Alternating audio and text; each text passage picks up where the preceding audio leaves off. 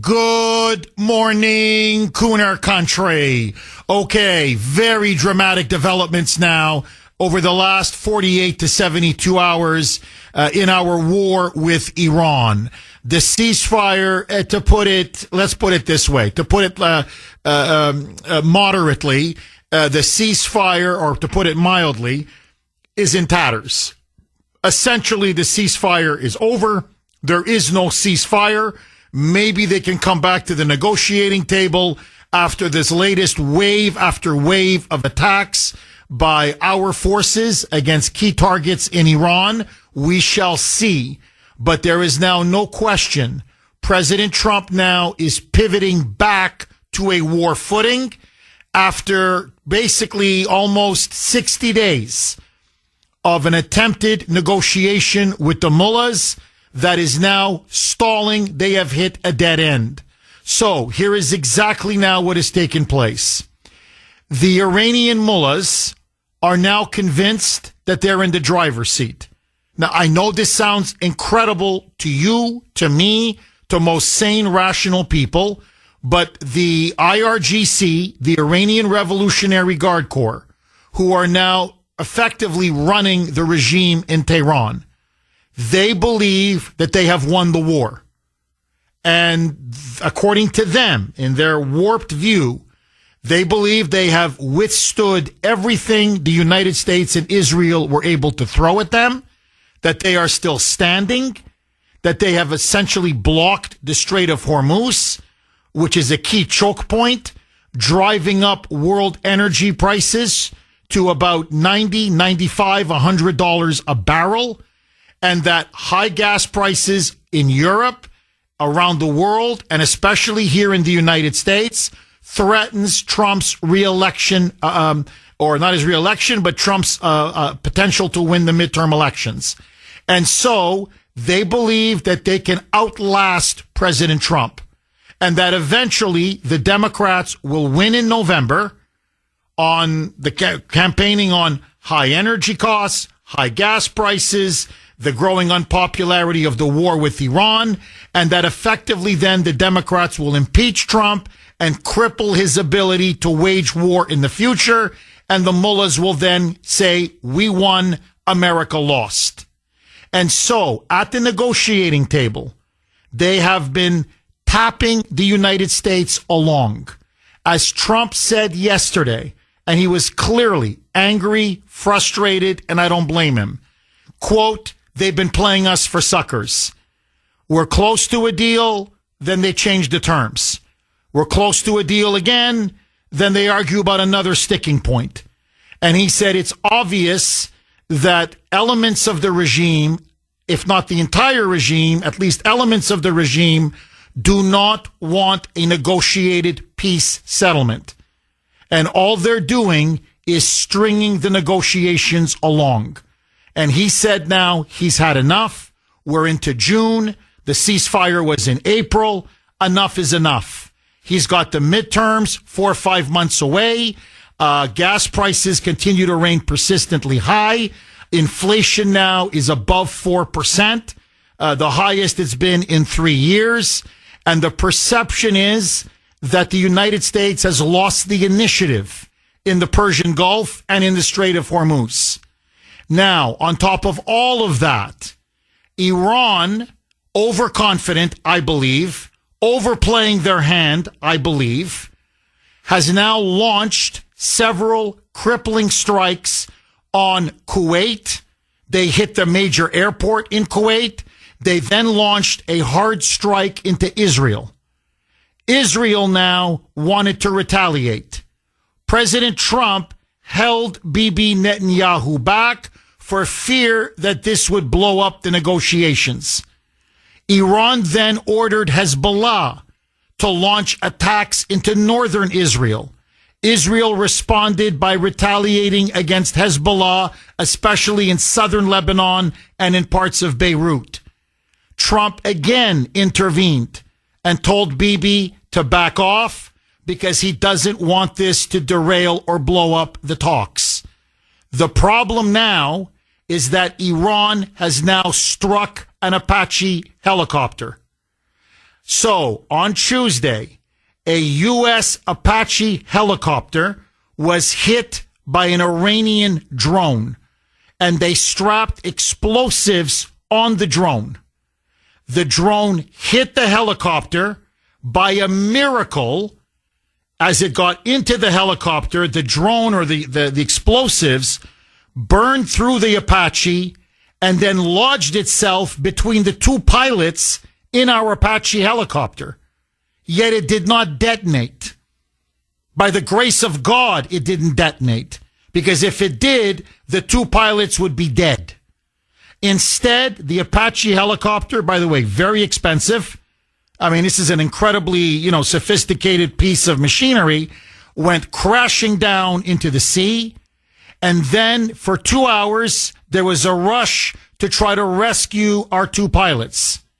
We sent in a drone rescue boat, and by the grace of God, both of them were rescued and they are alive.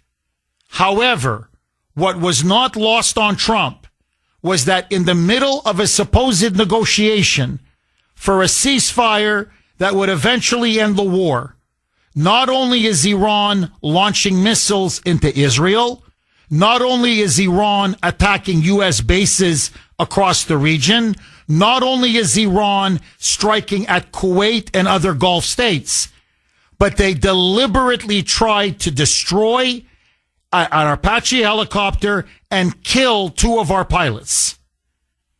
This is not a country that is acting like they've been defeated on the military battlefield. Quite the contrary.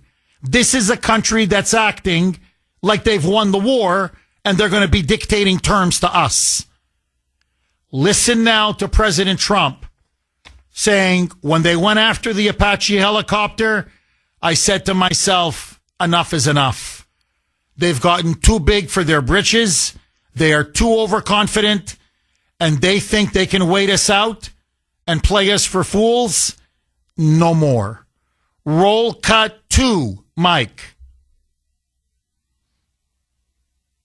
Mr. President, you posted this morning about Iran. You said that they've taken too long to get to a deal, and I want to make sure I quote you correctly. You said that now they will have to pay the price. Yeah. What did you mean by that specifically? Well, we're going to be attacking them very hard. You're resuming bombing? Yeah, well, we are. Based on the helicopter, I guess we have the right to do that. They shot down a very incredible machine. And at first they said they didn't do it. Then they admitted they did it. It's sort of easy because we have the bomb. We actually have the bomb. We got very lucky that bomb didn't explode. That bomb was lodged in the helicopter. It didn't explode. It was on fire, but it didn't explode. Those two guys, they knew how to fly, but they got very lucky.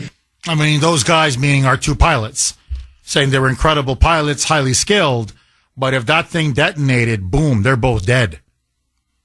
So how do you negotiate when they're trying to kill our pilots? Now, I want you to listen to the president because he said to reporters, his words, not mine, they're tapping us along. They're trying to wait us out. Listen now to Trump saying they're playing us for suckers. And I've had it. Now they're going to pay the price. Roll cut 2C, Mike. We'll see what happens, but we hit them hard yesterday, and we're going to hit them again hard today in case you miss, in case you don't turn on your television set. And we'll see what happens with the deal. We were really close to a deal, but they keep tapping us along. They keep playing us for suckers because you know what? They dealt with some very stupid presidents. I have to say that. I'm embarrassed to say it. Some very stupid people were sitting here. So he's saying enough is enough. Now they're going to pay the consequences. So 2 nights ago, they launched about 20 strikes hitting air defense systems, radars, a lot of the military infrastructure, especially along the Strait of Hormuz. Yesterday, however, was a much more ferocious and a much larger wave of attacks. I mean, we hit them hard yesterday. 49 Tomahawk missiles were launched. We are talking dozens and dozens of airstrikes. The entire Strait of Hormuz has been hammered and pounded. A big city just northwest of Tehran was hit and hit hard. Iran's command and control drone units were hit. Their air defense systems shattered. Their radar defenses obliterated. Key islands along the Strait of Hormuz have also been completely taken out. And in terms of their defense installations and protective barriers. So what is now clear is that Trump now says he is going to bomb Iran until they make the concessions that he wants to finally end this war. He is now going to bomb them to submission. Okay, President Trump now resumes a bombing campaign. It's been 2 nights in a row. Last night in particular, it was very heavy bombing. There's no question about it. It has damaged again the Iranian military infrastructure. So far, no bridges that we're aware of or power plants were hit. However, key military installations were targeted and destroyed. 49 Tomahawk missiles were launched. Apparently, there was about 100 strikes from our fighter jets, and with the Israelis helping out, the Strait of Hormuz is being carpet bombed, absolutely devastated. And also now in the interior of the country as well, they are hitting some key military targets. So what they want to do now is impose more military pain on the regime. They want to now regain the initiative. Clearly, the blockade is slowly, like an economic vice, it is slowly strangling the Iranian economy. However, that takes time. And the mullahs believe they can outlast or outweigh Trump. Now, my question to you, do you support Trump resuming the bombing? Or do you think at this point, what difference does it make? In other words, should he just declare victory and go home? And the reason why I ask, let's call it as it is. Iran's military, for all intents and purposes, has been defeated. Their navy is gone. Their air force has been wiped out. Their ballistic missile stockpile has been badly degraded. Their nuclear weapons program has been severely set back. Trump says at least 15 years. Others say best case scenario for the mullahs, 10 years. So we're looking at least a generation where they will not be able to acquire a bomb or a nuclear weapon. And so at least for the near future, the threat posed by Iran has been eliminated and defanged. What can Trump possibly get more in a negotiated settlement that he wouldn't get had he just decides to leave and declare victory? Now, there are 2 key issues that are pending. One is Iran's enriched uranium. Trump wants that enriched uranium, highly enriched, to either be destroyed, to be disposed of by the mullahs, or at a bare minimum to be diluted. So diluted, down to 20%, 15%, 10% from the 90% weapons grade that you need, so that it basically is useless in terms of a nuclear weapon. Trump insists we have the satellite technology. We have the ability to monitor whether Iran is trying to get access to that enriched uranium, which is buried deep under rubble, under numerous nuclear sites that we destroyed and blew up in Operation Midnight Hammer last year, and then again now with Operation Epic Fury. Trump himself said Iran does not have the technology to go that deep underground, buried under all that rubble, to get to the enriched uranium. Only the United States or China, that's it. There's only 2 countries in the world, according to Trump, has the technology to be able to go that deep under the rubble in order to retrieve the enriched uranium. And Trump says we have satellites that can see deep underground. We can see the enriched uranium. So if the mullahs ever try to get to it, we could resume bombing on the spot. So he's basically saying, I want them to hand it over or at least dilute it. Secondly, the Strait of Hormuz.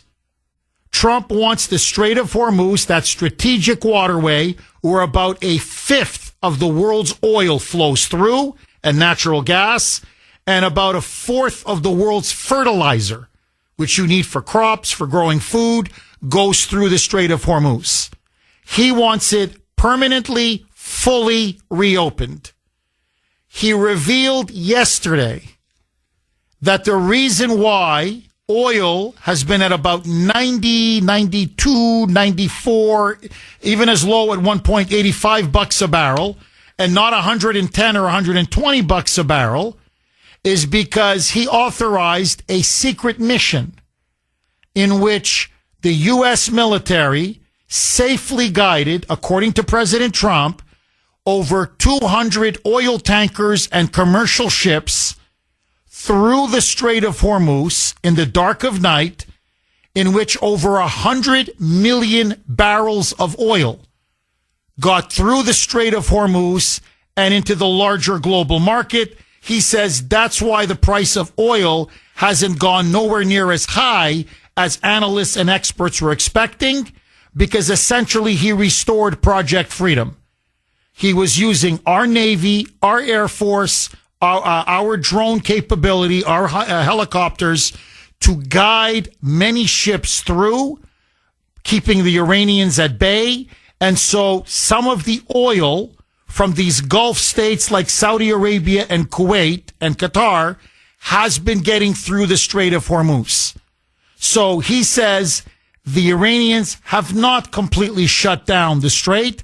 They're able to get some oil out. So, knowing all of what I've just told you, should President Trump now finish the job? Should he resume all-out carpet bombing? Should he now launch all-out strikes along with Israel? Do you support Trump resuming massive bombing of Iran? It has now been 2 consecutive nights. In fact, last night was much bigger even than the first night. A huge, in fact, multiple waves, massive waves of strikes, missile strikes, air strikes now all over southern Iran. One target was hit 40 miles from Tehran itself. But southern Iran in particular, the Strait of Hormuz, is getting absolutely hammered. It is now clear the ceasefire, for all intents and purposes, is over. President Trump says he's still willing to negotiate, but he's now told the Ayatollahs he's at the end of his rope.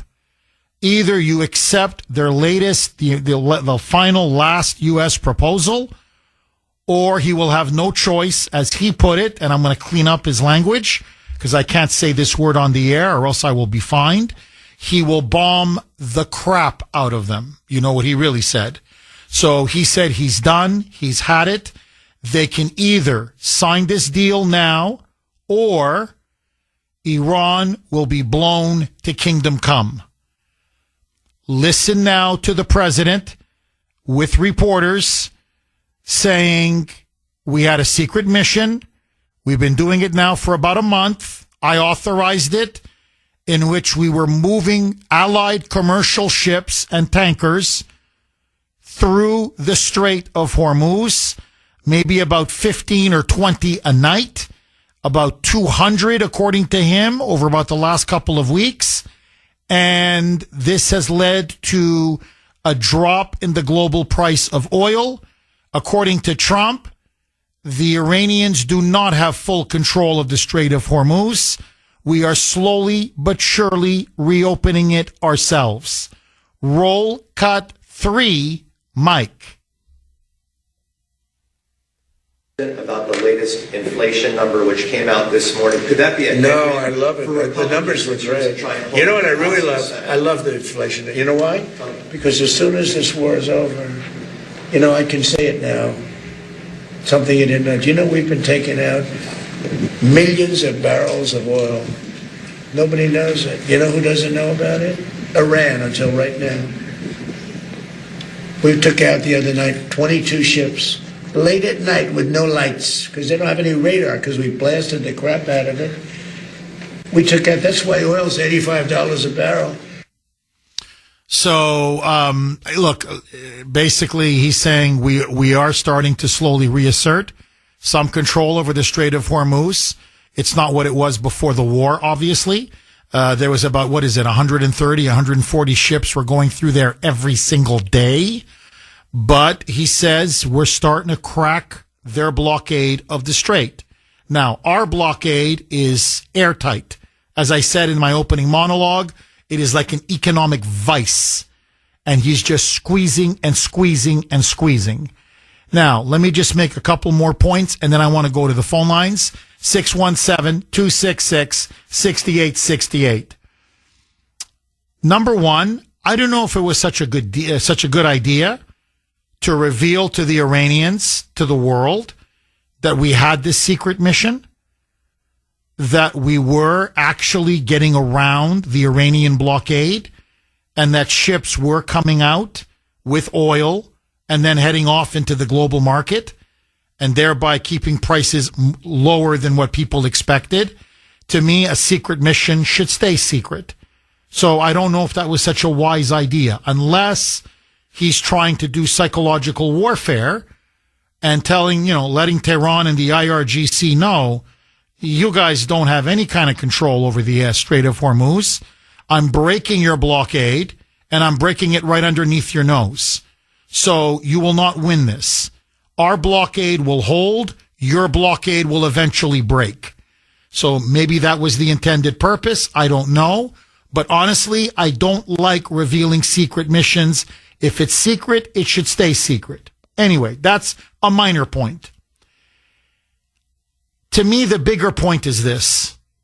I think Trump now has come to the full realization, and he basically said it, that the negotiators for the Iranian regime have been playing him and the United States for fools and suckers.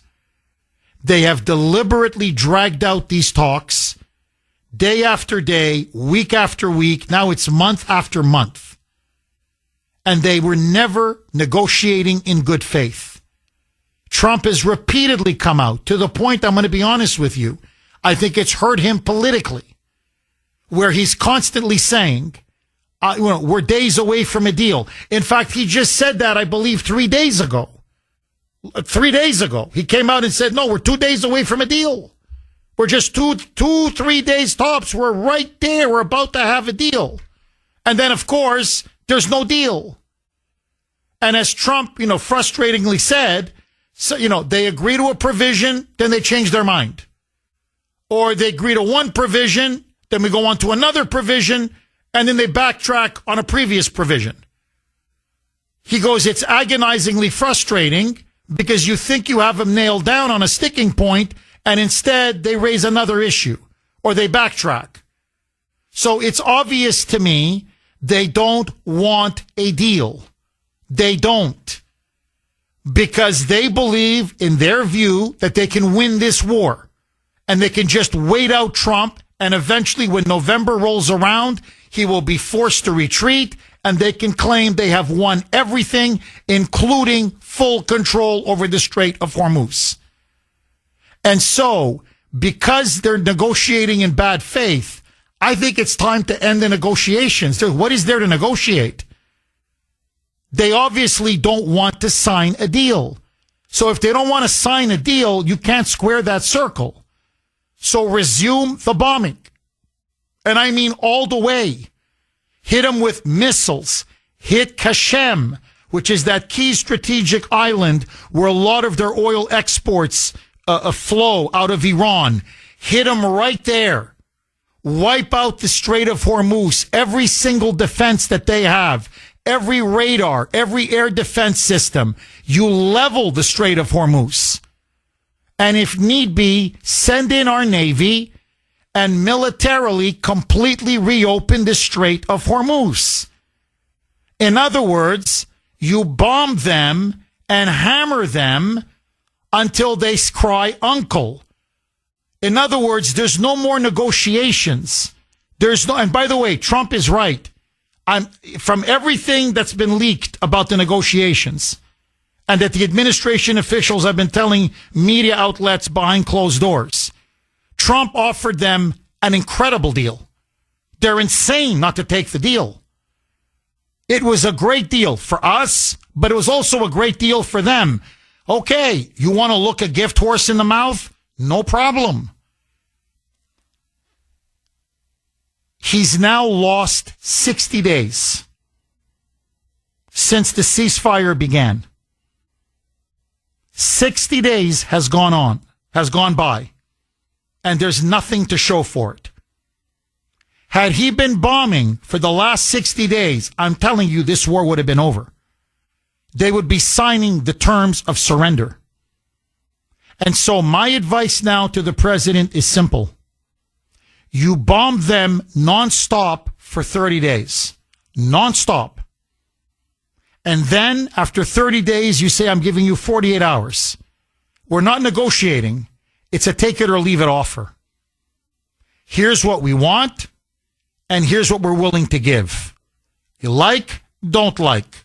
You've got 48 hours. After 48 hours, we're going to do another 30 days. Non-stop bombing, non-stop strikes. And again, we'll give you 2 days. And I think you do this, frankly, once, they're going to sign. You do it twice, they're definitely going to sign. In other words, Fisher cut bait. He needs a new strategy to alter the facts on the ground. And that's why I believe, A, the bombing is the right thing to do, but he now needs to intensify and escalate the bombing. Bring in Israel fully. Go after the leadership. Make them realize, you know what? We could be next. Do I really, is it worth losing my life? You sign the deal, your life is saved. You don't sign the deal, good luck. Find a good bunker because the bombs are going to start falling. If Trump does not change the facts on the ground, this is going to lead to a protracted stalemate. And a protracted stalemate, whether you like it or not, whether we like it or not. Okay, I want to ask you a double-barreled question. Number one, do you support President Trump's decision now to resume bombing? Do you think it's long overdue? And is there any hope for a negotiated settlement with the IRGC, the mullahs, who now run the regime? I believe it's quite obvious after, what is it now, 3.5 months? Operation Epic Fury ended after 40 days. And it's been, what is it now, 60 days, 2 months of negotiations? I'm sick of negotiations. They clearly haven't worked. They're clearly not going anywhere. No matter how many times the president keeps saying they're close to a deal, it's very obvious, as the president himself said yesterday, that they're playing him, his team, his negotiating team, and the United States and the world for suckers. And I think it's time now to end negotiations once and for all. And just, as I said on X last night, smash them. Resume an all-out bombing missile campaign in which you then drive them to the negotiating table with concessions, where they just essentially wave the white flag of surrender. Pound them to submission and tell them you had your chance and you blew it. You had great offer after great offer and you wouldn't take it. Well, now you're going to pay the price. And that combined with that crippling blockade that is still very, very devastatingly effective, the mullahs will have no choice but to sign terms of surrender. Agree, disagree, or do you believe it's time to get out? Has this now become a quagmire, a protracted stalemate with no end in sight?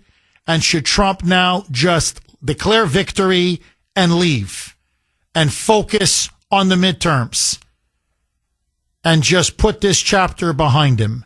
617-266-6868. Dave in Wellesley, you're going to kick us off. Dave, thanks for holding and welcome. Good morning, Jeff. How are you? I'm very good. How are you, Dave? Typical day, Jeff, on the road. Jeff, number one, I don't see why he said anything about the tankers getting through. He should have never said anything about that. And at the same time, Jeff, we knew at the same time they were not going to agree with anything. And like I said a couple of weeks ago, Jeff, there's snakes in the grass. They don't want nothing except destruction of everything they want to do. And Jeff, if I'm not mistaken, didn't they have a meeting of somebody with China not too long ago on some type of weapon thing or something like that? If I'm not mistaken, they were trying to negotiate. Yeah. So Jeff, they're going to get reinforced by China because China's going to give them what they want because China doesn't like us either. And at the same time, Jeff, I just want to recap for a minute. China wants some Boeing jets from us, and at the same time, Jeff, I'm thinking about us giving them the jets. What I'm thinking, China could get those jets and then reconstruct the jets into bombers, Jeff, because they get the power to carry bombs. So they could take part of the jet apart and reconstruct it to where they could carry bombs, Jeff. That's the whole thing about what I'm looking at. And I didn't agree with Trump saying we'll give you some jets either. But I don't know. He did what he did. I just don't trust China, especially with the jets, because they could reconstruct them to where they could carry bombs because they get the power to do that. Well, I think, look, Dave, he went to that China summit. He asked Xi Jinping to help. Xi Jinping said he would help. Xi Jinping has not helped. In fact, you're right. He continues to give weapons and provide aid to Iran. So clearly the Chinese, they want the Iranians to hang on. They want them to continue to fight us, not to sign a deal. China wants Trump defeated in the November midterms. And so does Russia, by the way. And that's why they're continuing to provide covert military assistance to the Iranians. Then what better way to defeat Trump than to have the Democrats soar back to power in November? He's going to then be effectively a lame duck president, facing impeachment after impeachment after impeachment. So he can't do anything. Nothing. And so that's what they want. So that's their strategy. Now, to me, okay, I don't blame Trump for seeking a ceasefire. We hammered them very hard, 40 days. We destroyed much of Iran's military. Trump is not a barbarian. He's not a hard-hearted man. He doesn't want to see people dying in Iran, especially innocent civilians. And he figured, look, we took out their leadership. It was a strike that, took out their top leadership. Yeah, decapitated. You're right. That was the word I was looking for. Thank you, Mike. We decapitated their leadership, and rationally, they have nothing left to fight with. So, okay, let's make a deal. And okay, he thought, well, they're just being a little intransigent. They're being a little proud. Okay, they have some extremists in their government. They're trying to slow things down. But now we're at 2 months. A lot of valuable time has gone by. We've lost a lot of time. And I think, Dave, this is the problem. Iran now is dictating the terms. They bomb Israel, we have to respond to them. They order Hezbollah, they use Hezbollah to attack Israel. Again, we have to respond to them. Trump is constantly telling Netanyahu to de-escalate. So now, through these negotiations, the mullahs have succeeded in now putting daylight between ourselves and our ally Israel, which is exactly what they want. Reports came out. There were shouting matches between Netanyahu and Trump. And Trump apparently at one point called him blanking, the F-bomb, effing crazy, because Netanyahu wanted to deliver a knockout blow against Hezbollah in Lebanon, which would have expanded the war. And Iran said, you expand the war in Lebanon, we will expand the war in the entire region. So, it's their negotiating tactics have worked. It's, people have already forgotten how spectacular the first 40 days were and just how much we degraded their military in the first 40 days. So it's now the mullahs who are setting the agenda. You can't have that. And they're becoming more emboldened by the day. So Trump is going to have to change things on the ground if he's going to want to get a deal. But the question now I'm starting to ask is this. Even if you get a deal with these barbaric savages, is it even worth the paper it's written on? Will they even honor a deal? I don't think they will. And Dave, this is to me the part that convinced me he's got to finish them off. He's got to bomb and bomb and bomb until they beg us to stop. It's when their top joint military command, so it wasn't just one guy, it was their entire military leadership came out and said, quote, we will never give up the capacity to enrich uranium or our nuclear weapons program. And as you know, Trump has basically two key demands. A, reopen the Strait of Hormuz. In other words, restore the status quo ante before the war. And two, no enriched uranium. Because without enriched uranium, you can't get a bomb. So, no enriched uranium capacity, no nuclear weapons program, reopen the Strait of Hormuz, and Trump was willing to be extremely generous. For me, too generous, but let that go. He was going to basically give them everything. You want the sanctions lifted? I'll give it to you. You want massive investment and rebuilding of Iran? We'll do it. You want to unfreeze billions and billions of assets, dollars, billions of dollars in assets? We'll do it. I mean, if they could have rebuilt their military in 5 years. But no, the hardliners believe they can break and humiliate Trump. And it's clear they don't want to give up the pursuit of a bomb. They just don't. They're not going to give up their capacity to to develop enriched uranium. So we're trying to square the circle. They've told you no. The answer is no. Sometimes you got to take no for an answer. And so if the answer is no, then you've got two choices: fish or cut bait. Either you say finish it and just level them. Go on all, I'm not saying ground troops, but just level them. Or you say, look, I've won. I've won. We beat them militarily. I've set back their nuclear program for at least a decade, maybe 15 years. I'm going to leave the U.S. Navy in the Strait of Hormuz. We're going to start getting ships through, and eventually more will get through, and more will get through. And the Israelis and Saudi Arabia are now building a massive pipeline whereby you're going to get all of this oil from the Gulf states. It's even going to go around the Strait of Hormuz. Now, it's going to take a few more months, but eventually we'll get there. And basically, Trump will say, fine, I don't need a piece of paper from these guys to say we won the war. But, you can't ride two horses at once. To me, I think this is, as the Wall Street Journal put it, he's at a crossroads.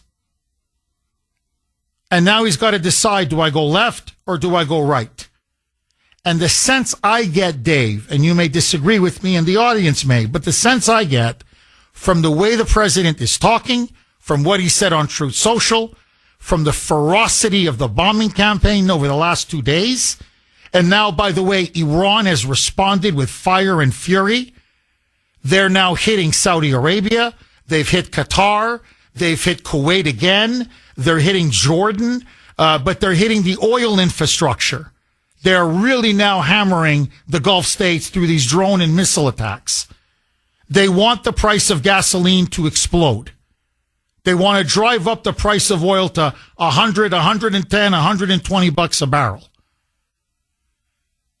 So the war seems to be now back on, and the ceasefire seems to be dead, and the war is now spreading again across the Middle East. So what seems to me is that the president is saying, no, I'm going to bomb them to kingdom come. It's going to be 2, 3, 4 weeks of relentless, nonstop carpet bombing. I'm going to unleash Israel. I'm going to unleash the U.S. military, and we'll see where we are. The mullahs can negotiate afterwards from rubble, from underneath the rubble. But it appears to me that's where we're heading. And I think he's got no choice unless he wants to come back and declare victory and leave the situation as it is now. So he's at a fork in the road. And the sense I'm getting is he's had enough. He's frustrated. He's at his wit's end. His patience is exhausted. And now he's basically telling his people, get ready, because we're going to wipe Iran off the face of the earth. Dave, final word to you. Agree, disagree? Jeff, I do agree, because he's got no choice, Jeff. He has to do what he's got to do. He has no choice in the matter. We gave them every opportunity to do things right. And now they want to play these games and start hitting everybody else.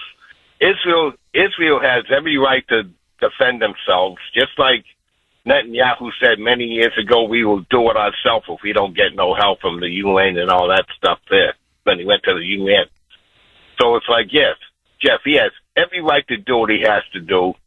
And it's like, there's no arguing with a snake. They just want to come back and bite you in the rear. So he has no choice, Jeff. Dave, as always, thank you very much for that call. Agree, disagree. Let me ask all of you, do you want to see Trump resume complete bombing, resume the war completely, and bomb Iran into submission, basically into signing a surrender? Even if it means this thing goes on throughout June, July, the whole summer, whatever it takes. Or do you believe it's time now to get out? That the American public have lost the stomach for this war. The war is unpopular. That this is going to help Democrats in November. That gas prices are just stubbornly too high. Inflation now has crept up over 4%.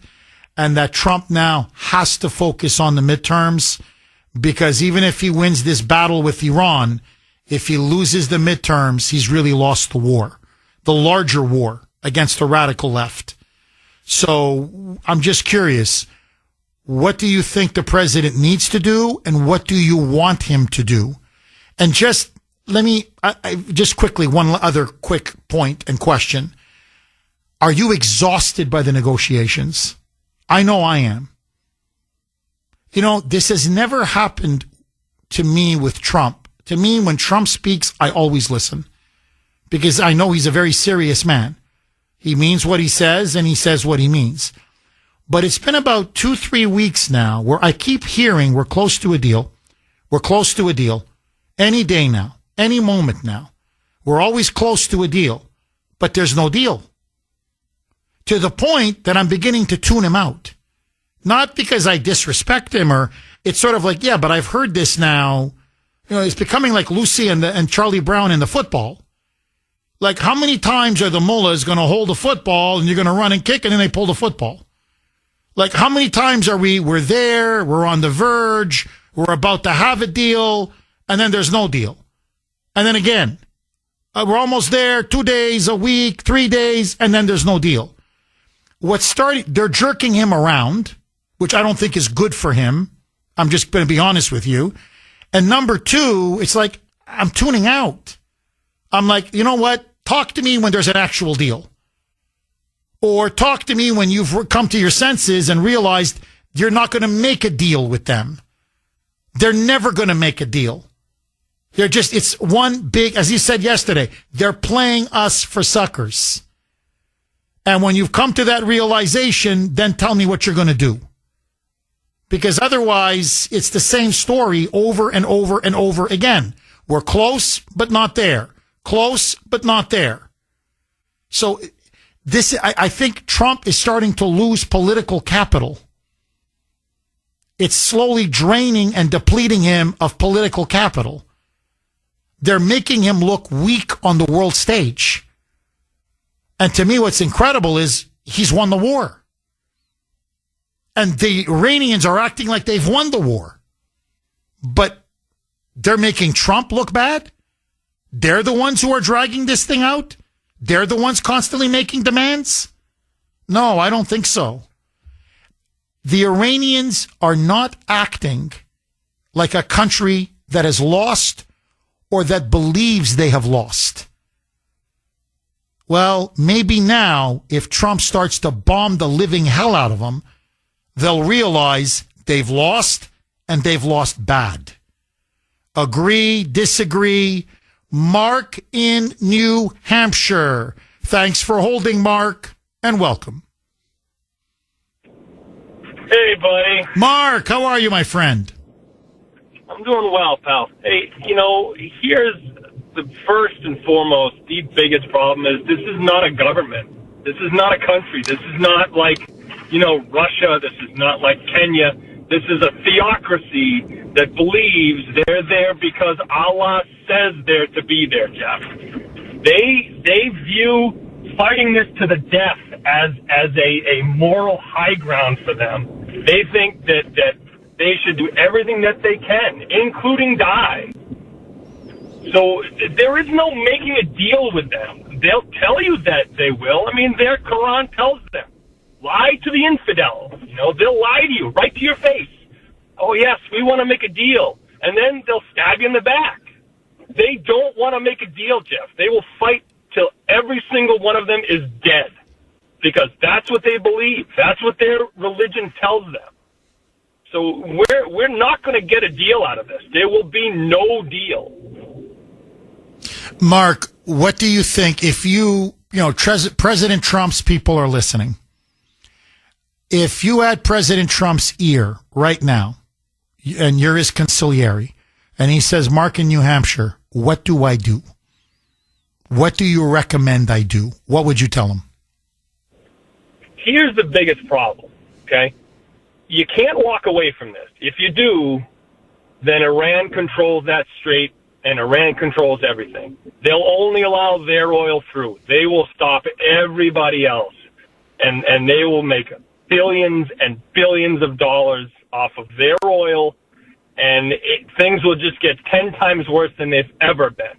You will see funding for terrorism across the board, everywhere, Jeff. Their influence will stretch far beyond the Middle East.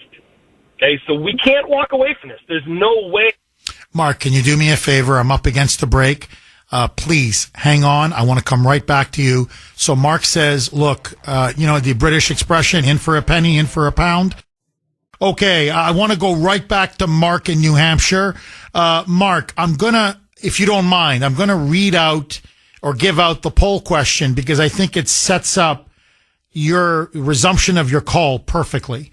So we're going to go right back to Mark. But first, it is the Cooner Country poll question of the day. And it really may be now the issue of our time. I think Trump's presidency now hangs on how the Iran war will conclude. And so Trump has now resumed very aggressive bombing. 2 nights, last night in particular, he hit Iran very, very hard. The ceasefire is now collapsing. Trump now is essentially back or pivoting towards a war footing, and he's essentially now reached the point of he's lost all of his patience. And he's now telling his aides, I'm done. We're probably going to have to resume the war and hit them with everything we have. So, my question to you, Cooner Country poll question of the day, sponsored by Mario's. Mario's quality roofing, siding, and windows. Should Trump end the war with Iran now by bombing them into utter submission? Should Trump just break them, smash them right now by bombing them into utter submission? And if it means 2 weeks, 3 weeks, a month, whatever, how long, another 40 days, whatever it takes, another 13,000 strikes, as Operation Epic Fury, basically consisted of, if that's what it takes, are you willing to support it? A, yes. B, no. I want to hear from you. You can vote on our webpage, wrko.com/Cooner, wrko.com/Cooner. You can also vote via X. And again, I was very active on X last night. My handle there, all one word, at the Cooner Report, at the Cooner Report, all one word, KUH, N as in national, ER. Mark, you said before we left, had to go for a break, Mark in New Hampshire, you said, Jeff, he's got no choice now. If he leaves, the mullahs will be in control, or whatever. The IRGC will be in control of the Strait of Hormuz. They can send their oil all over the world. They can toll all of the oil going through the strait from Saudi Arabia, Kuwait, the Gulf countries. They will rake in tens, if not hundreds of billions of dollars. They can rebuild their military and their nuclear program in a matter of years. So pick up where you left off. Yeah, I'm sure the mullahs and the IRGC are watching CNN. I'm sure they're watching NBC. I'm sure they see what the Democrats say. And they're basically saying, Iran, hold on for 5 more months. When we get power in the House, we'll impeach him. I'm sure that they're watching this, Jeff. And they're keeping an eye on it, saying all we got to do is hang on for like 4 or 5 more months, and they'll take away its power, and this war is over, and we win. You cannot win this war in the traditional sense. You're not going to beat these guys by pounding them into the ground. I think the only way is for the people to overthrow that nation. That's the only way. And I don't know if that means going in and at the border delivering, tanks, guns, whatever. I don't know. You have to have an uprising within the nation, because the only way would be for us to roll in and take them all out. Because they will fight, Jeff, until until every single one of them has died. Because they believe they're ordained by Allah to continue this and to fight the West and to kill the infidels and to arm themselves. All glory goes to Allah for them, Jeff. We're not going to win this in the traditional sense. There's just no way. These people won't give in. They won't stop. They'll stab you in the back. The only people that had a ceasefire were the United States. Iran never stopped. They'll tell you everything you want to hear, because that's what they're told to do, Jeff. This is never going to stop unless the people take that nation, and it's going to be a bloody mess no matter what. Mark, some of Trump's top generals are proposing the following, and I want to get your take on this. He is considering this. I'm not saying he's going to do it, but it's a serious proposal on the table. They want him to use American air power, like we did in Iraq, to create a safe zone. Remember in Iraq, we created a safe zone for the Kurds? They want him to create a similar kind of safe zone for opponents of the regime in Iran, and carve out a territory wherever it is, use American air power to create, patrol the skies, a no-fly zone, and then start dropping weapons in use the CIA clandestinely, start arming these opponents of the regime, and that will then lead to a domestic insurgency. It will also give Iran a massive internal headache, the regime, and they'll have something to really worry about, so they won't be able to harass their neighbors and keep bombing them and droning them. And this way, from within, eventually you have a base from which to overthrow them. What say you? Yeah, in a perfect world, Jeff, would probably be a better way than just sitting back and hitting missiles. But you're talking about a regime that has no problem slaughtering their own people.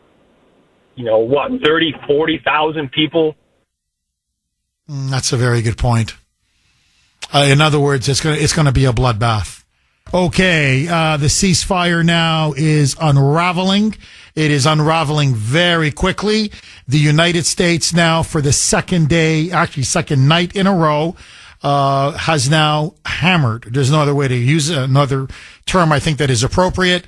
Has launched a wave after wave of devastating strikes deep into Iran along the entire Strait of Hormuz, pounding all kinds of positions. They hit radar sites. They have hit air defenses, drone command and control units.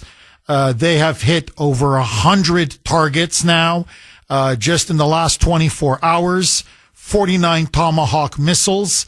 And the Iranians now have responded with strikes targeting Kuwait, Jordan, and Bahrain. They hit civilian areas. And of course, they were hitting oil infrastructure, pipelines, oil export hubs. They are trying to destroy their ability, decapacitate their ability to produce oil, to refine oil, and to export oil in order to drive oil energy prices through the roof. So the war now is expanding. It is expanding quickly. And the question now is, should Trump go all the way and try to bomb Iran into submission? Ron in Holliston. Thanks for holding, Ron, and welcome. Taking my call. Hi, Ron. I believe that we should finish the job. I believe that probably for, over a month, maybe two at this point. We should definitely arm the Persians, the true people of Iran, have the Green Revolution take revenge for the slaughtered. And we need to stamp out this theocracy, not only in Iran, but we need to stamp it out the world over. Tell Islam and the globalists that we will not be subjugated by anybody. Ron, do you think now in retrospect that the ceasefire was a mistake?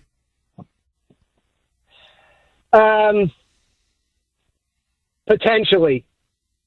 I think probably Trump and his advisors, maybe they were testing the waters to see if Epic Fury was a one and done, but clearly it isn't. So, they have to evolve. I'm behind President Trump. I'm behind him. I'm behind the free people of, United States and what's left of Europe. I'm just behind global freedom, and they're not. Islam is not. The globalists are not. And we need to send them the biggest message that they'll ever receive and send them back under their slimy rocks for the next 500 years. Well, Ron, I think that's where Trump is heading. I think he said, look, I've warned them over and over and over. They think I'm bluffing. I'm not bluffing. I'm trying to reason with them, which is a big mistake because these are not rational, reasonable people. But he said, I tried to reason with them. J.D. Vance tried to reason with them. Rubio tried to reason with them. Our negotiators try to reason with them. Like, you don't understand. If we resume, we're not going to stop this time. I mean, your power plants may be gone.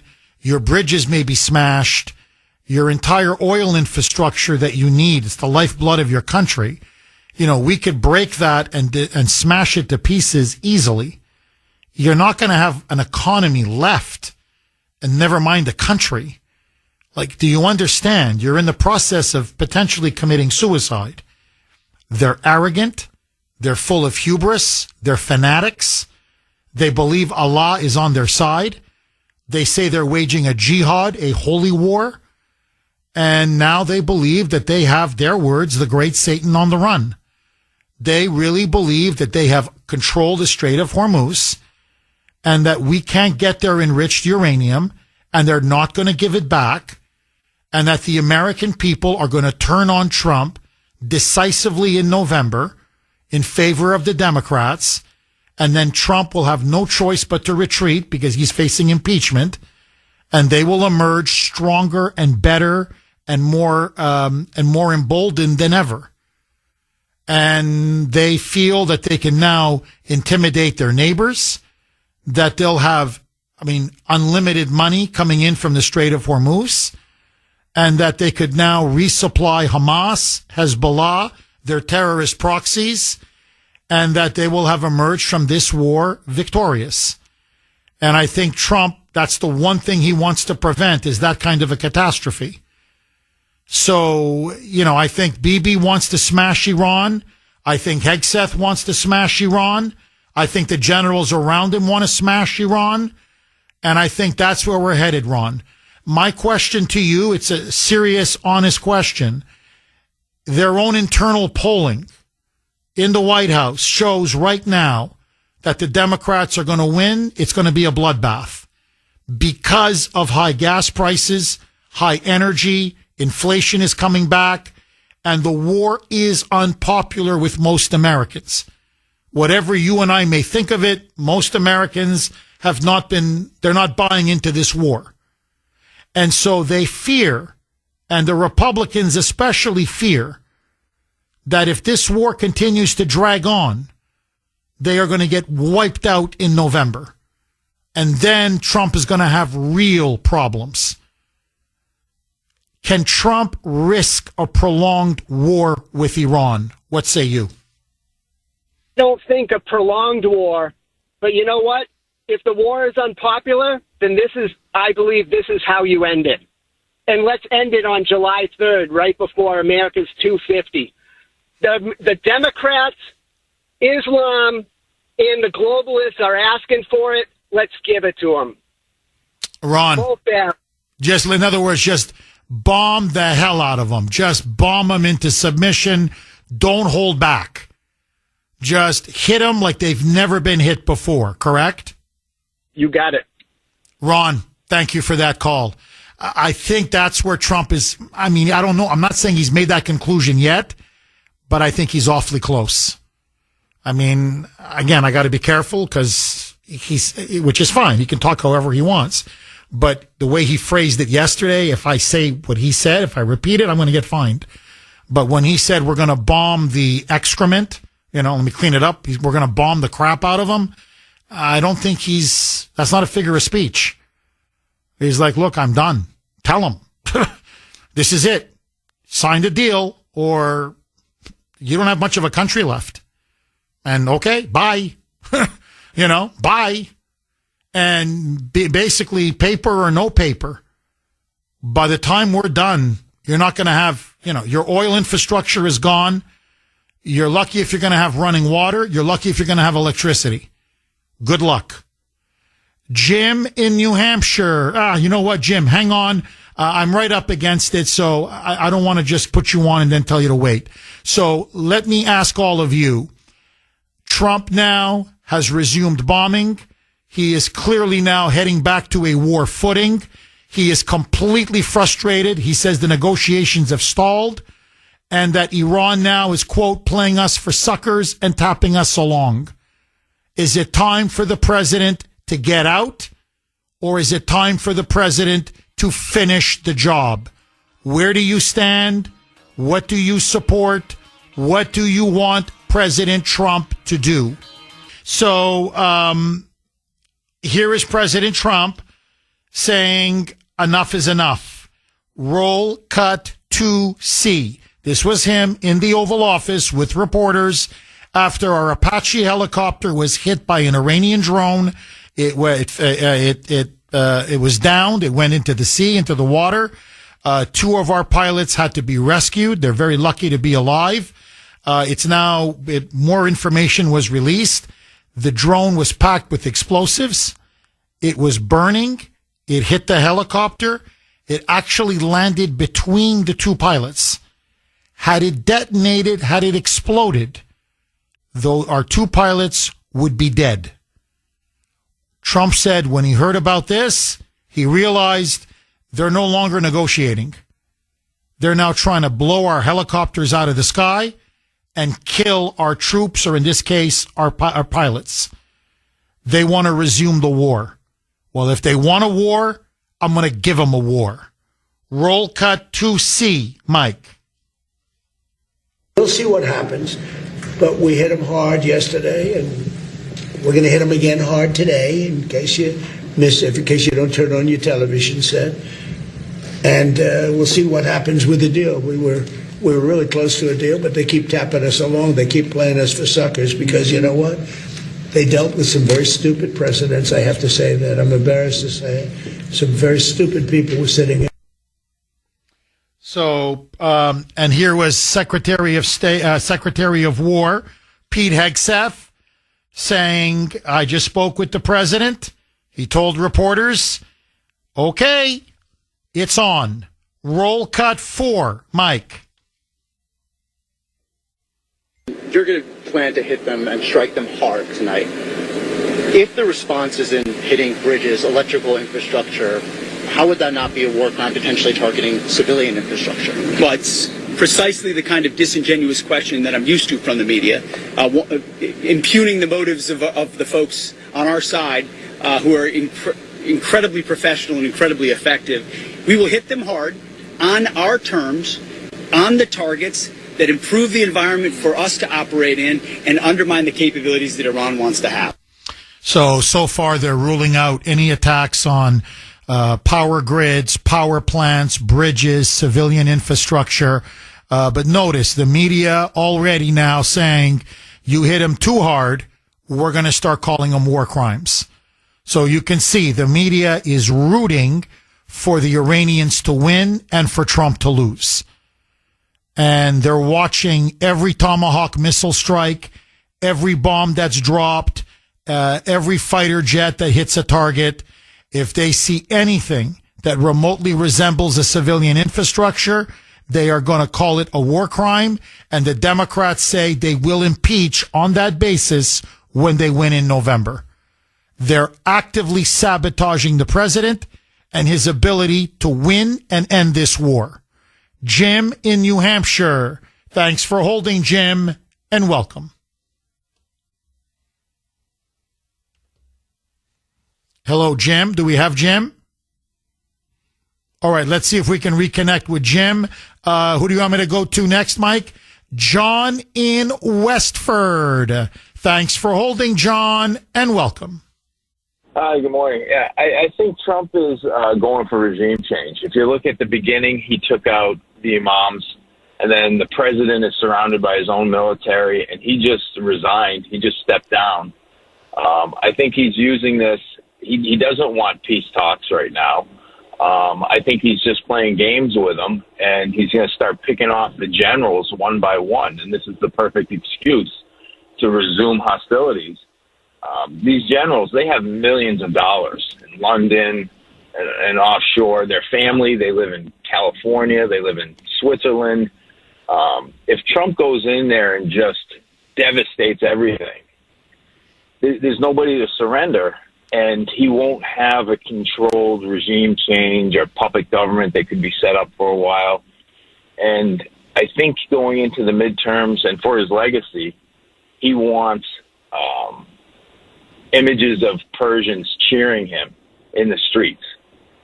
If he just wipes them out, what do you have? You have nothing. You got to go in there and try to rebuild it. You can't. So I think he's playing them, and when he, like, over, what was it, Easter, he said those crazy bastards open the straits. The straits weren't shut. He could have had them open. He wanted it that way for the Xi Trump summit, and I think it's going all according to plan. I think it's going to work out.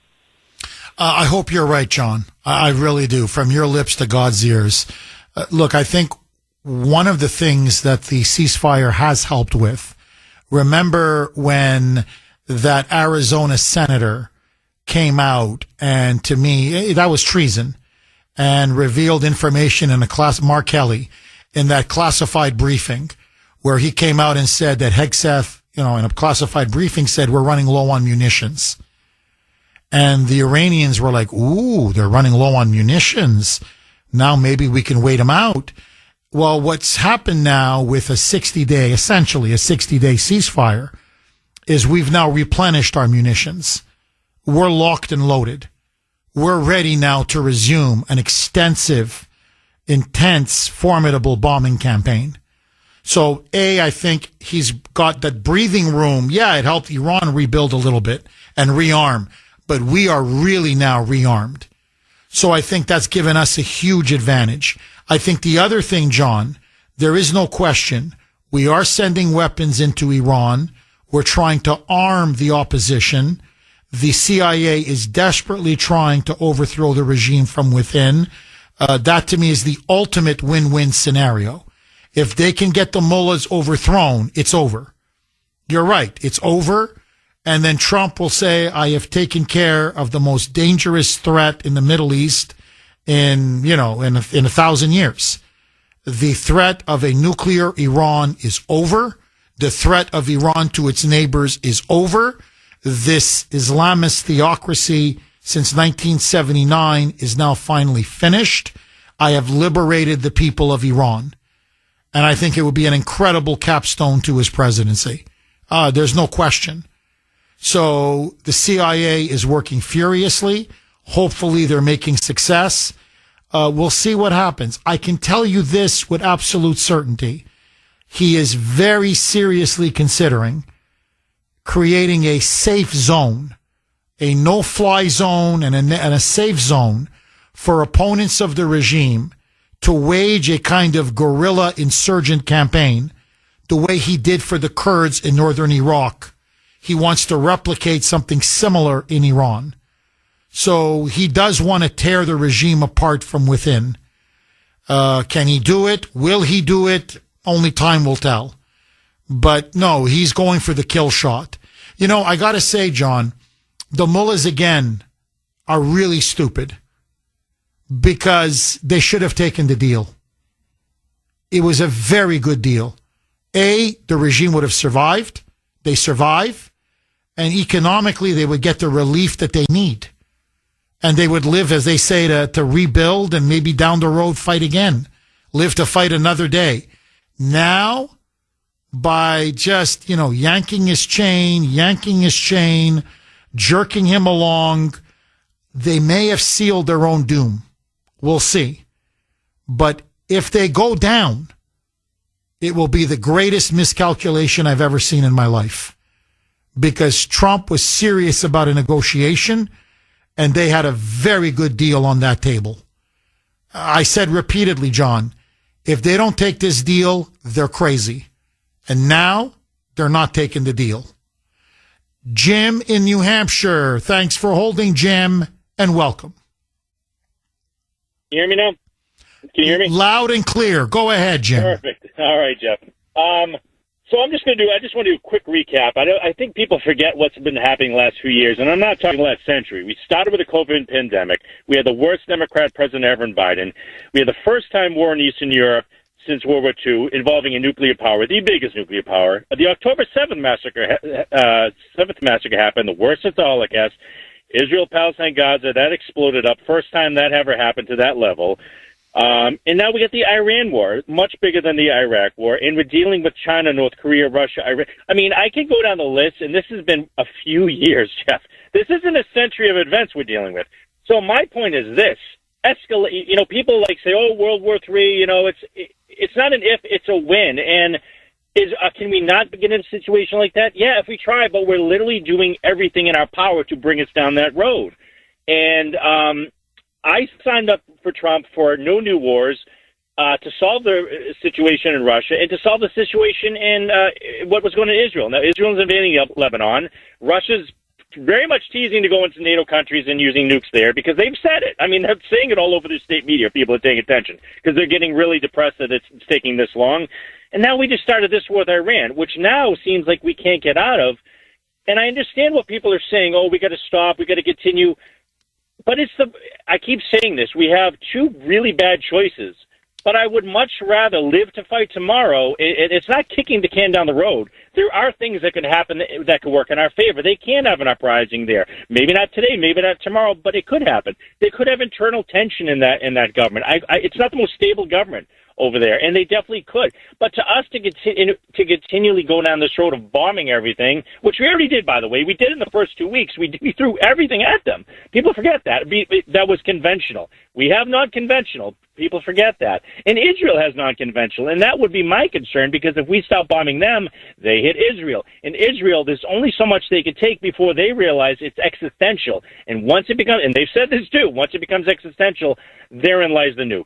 And my big fear is once we see that day, that Pandora's box open, which we're pushing that envelope more than we ever had in history, it's over, folks. It's over. So do I want to see our children have a shot? I love it, Jeff. I love this country. I love our people.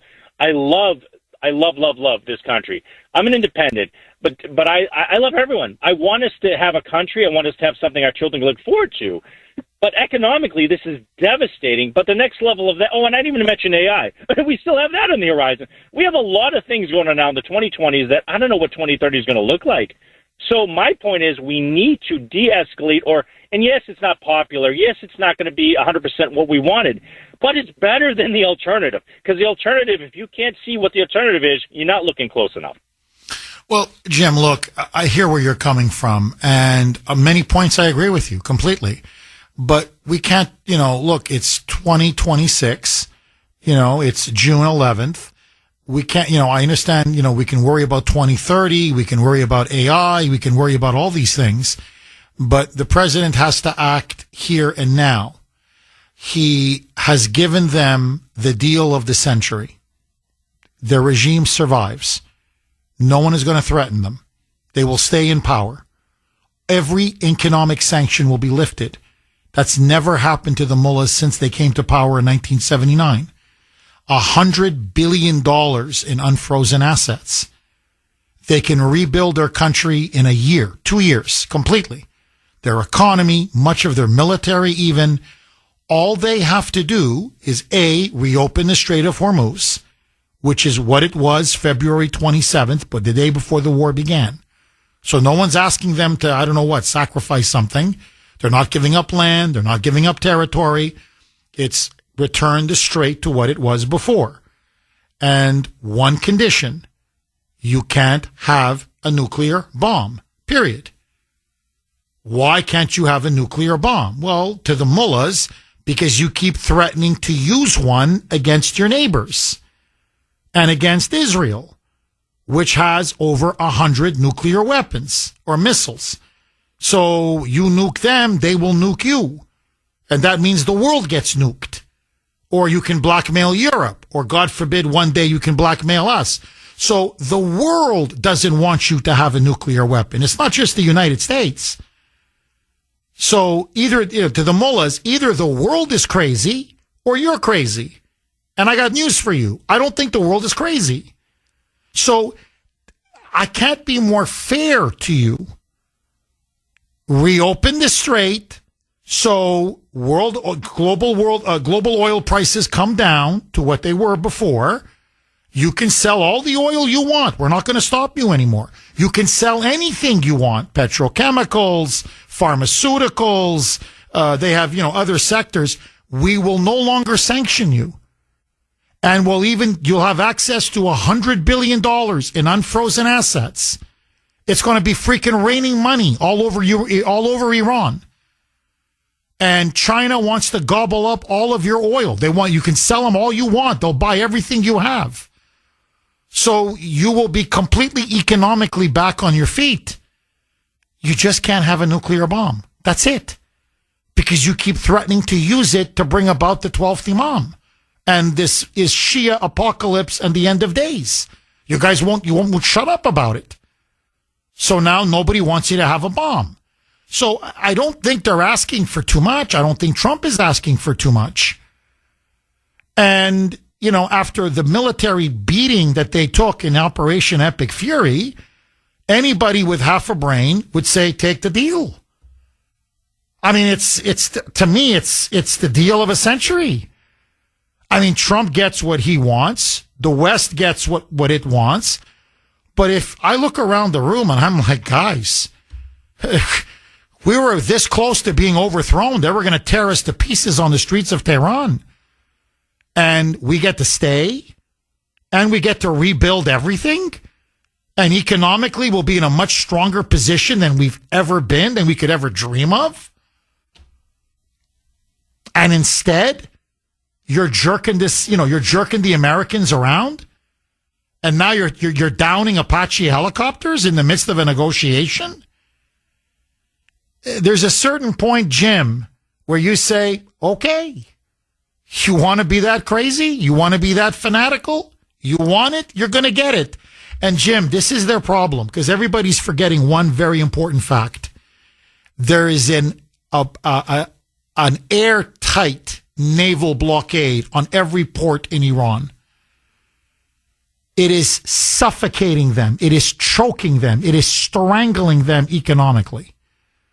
So they're going to be exhausted. They're going to have to tap out soon. Inflation is out of control. They're starting to feel hunger. There are no goods or food in the stores. Their economy is circling the drain. In other words, you know, you go on with this blockade for another 2 months, 3 months, 4 months, 5 months. Your whole economy is just going to collapse. Your country is going to collapse. So you're dealing with fanatics. And Trump is saying, here's an exit ramp, and it's the solution to all of your problems. That's why he's like shocked. I mean, he's the ultimate deal maker. He goes, I don't understand. It's like you and I in a business negotiation. And I'm like, I don't get it. You're going to make billions out of this. You're going to be wealthier than you've ever been. And I'm asking for the bare minimum in concessions. And you're acting like you're the aggrieved party? And you refuse to sign? I don't know what to say.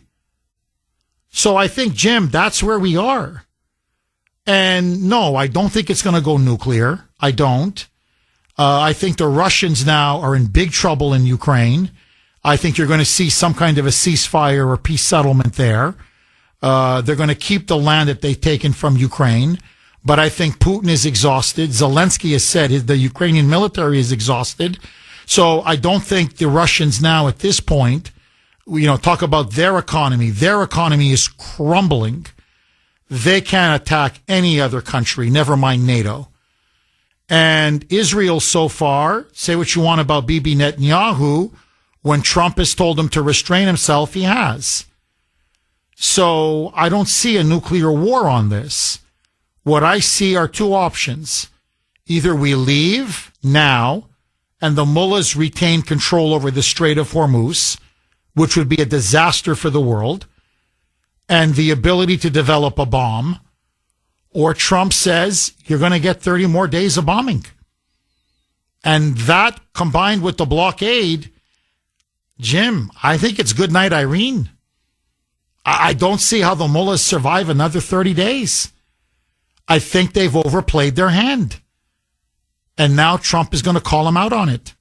Anyway, final word to you. Go ahead, Jim. Hey, Jeff, I think you're optimistic, and I obviously hope you are right. I just think, when it comes to Trump and Israel, I think there needs to be a little more strain there. That is causing problems with negotiations.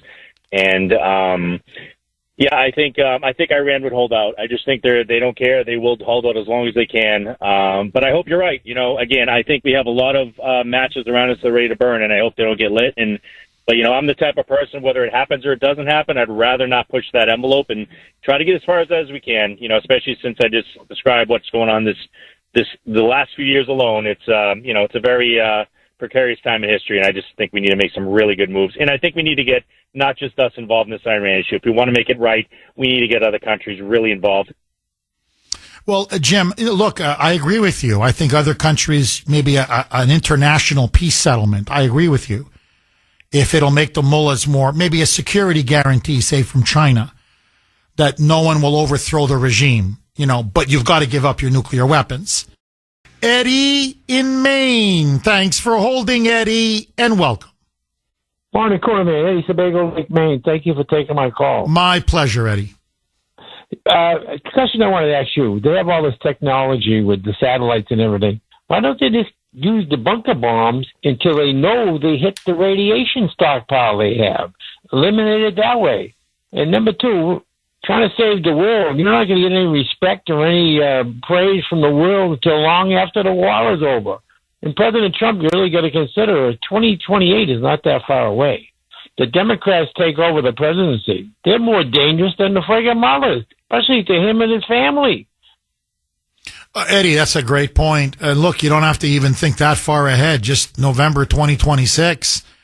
If they take back the House and the Senate, they've said it. They are going to impeach him again and again and again. They said they're just going to keep impeaching him. They also say they're going to do something that's never been done before. They're going to impeach his entire cabinet. They're going to go after Hegseth. They're going to go after Rubio. They're going to go after J.D. Vance. They're going to go after Scott Bessent. I mean, they're going to go after Robert F. Kennedy Jr. They're going to go after every person in his administration. It's going to be a political civil war. He won't be able to get a thing done. And eventually they want him arrested and they want him in jail. They've openly said it. So, that's why he wants to get this Iran war over and done with. In a way, that's the pressure that he's feeling because he is worried about the midterms, because frankly, he should be worried about the midterms. Look, I love the guy. I know what the mess that he inherited. I don't believe any of these Democratic propaganda points, but you look at the polls, people are frustrated with the price of gas. It's too high. The price of energy, too high. Inflation now is at 4.2%. People are feeling it in their pocketbook. They find life in America now too expensive. And for better or for worse, they're blaming Trump. To me, they should be blaming the Democrats, but let that go. They're blaming Trump. And so that's why Trump wants to end this war quickly, decisively, swiftly, so he can get oil prices down, energy down, groceries down, inflation down, and head into the midterms and at a bare minimum, keep the Senate or better yet, keep both the House and the Senate. But we're staring down the barrel of a communist revolution. That's what we're going to get if the Democrats win in November. The stakes can't be higher. And I'm telling you, they want to hang Trump. I don't just mean this figuratively. They want to hang him. Eventually, they want him dead. So, that's where we are, Eddie. So that's why, my advice is at this point, look, if he leaves now, it will be seen as a defeat. Even though it's not a defeat. It's not. Objectively, if you go down the ledger and you look at how much Iran has lost and what they end up gaining, they've clearly lost so much more than they've gained. But the fact is that they've survived, that the regime has not been toppled, and that they will have control over the Strait of Hormuz. If things are as they are now, and they have all that enriched uranium, which is still way underneath the rubble, but they have it, then the world is going to perceive it, and the American people are going to perceive it as a political defeat for Trump. He knows that. That's why his generals are coming to him and saying, Mr. President, look, you've given peace a chance. You've bent over backwards. I don't know how much more you can bend yourself backwards. It's been 60 freaking days. 60 days of yak, yak, yak. Talk, talk, talk. And they've lied to us every day. They've strung us along for 2 months now. Enough. Enough. Fish or cut bait. You know, pee or get off the pot, as they say. So either we go in really heavy and just break their back financially and militarily, or you just basically cut your losses and say, okay, I'm done. It's over. And take the political blowback at home. But I'm telling you right now, if you leave Iran in control of the Strait of Hormuz, you're asking for trouble, because they're going to have their boot on the most important artery for oil in the world. It's like having these mullahs with their hands on your throat. So they're going to control all that flow of oil. They can toll any ship. I mean, look what they're going to rebuild their nuclear program within a couple of years. They're going to rebuild their ballistic missiles, their military, in a couple of years. They'll have enough money to start funding and arming Hezbollah and Hamas within 3 to 4 months. So what's it all been for? And ironically, you're going to leave Iran in a stronger position than they were before the war. So that's why Trump, at this point, he's got to finish him off. And we've got the firepower to do it. We've got the plan to do it. Okay, my friends, huge breaking news. It broke about maybe 10 minutes ago. So it's clear now where we're heading with Iran and in the Middle East. President Trump on Truth Social, this is what he said just 10 minutes ago. Quote, the United States, I'm going to read to you word for word what he said. The United States will be hitting Iran, whose Navy, Air Force, radar, anti-aircraft, and all other forms of defense, together with most of its offensive capability, are gone. Very hard tonight. So he's now saying they're going to hit Iran again, third night in a row, but in very hard tonight, all in caps. So they're escalating the bombing. They escalated it 2 days ago. They really escalated it yesterday. Now, I think they're going to, you're looking at probably 500 to 1,000 targets. So the ceasefire is over. Okay, it's going to be saturation bombing. Now, he then said this. I don't know if he should have said it. I think the strategy is brilliant, but I don't know if you should be telegraphing this. But anyway, I'm going to read it and then you tell me what you think. He continues. So we're going to be hitting Iran very hard tonight, all in caps. At some point in the not too distant future, we will be taking Karg Island. And that's the key island. It's in the Strait of Hormuz, but more sort of in the back of the Strait of Hormuz.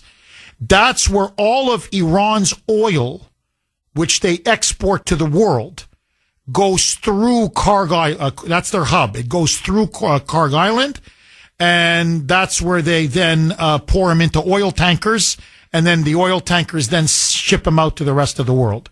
So at some point in the not too distant future, we will be taking Karg Island and other oil infrastructure points and assume total control of their oil and gas markets, much like we have with Venezuela, which is working out brilliantly for both Venezuela and the United States of America. Thank you for your attention to this matter, President Donald J. Trump. Okay, in other words, what he's now saying is this. Not only are we going to resume the bombing, at the level of Operation Epic Fury. But that now we're going to be sending in ground troops because that's the only way to do it. We are going to be sending in the U.S. Navy.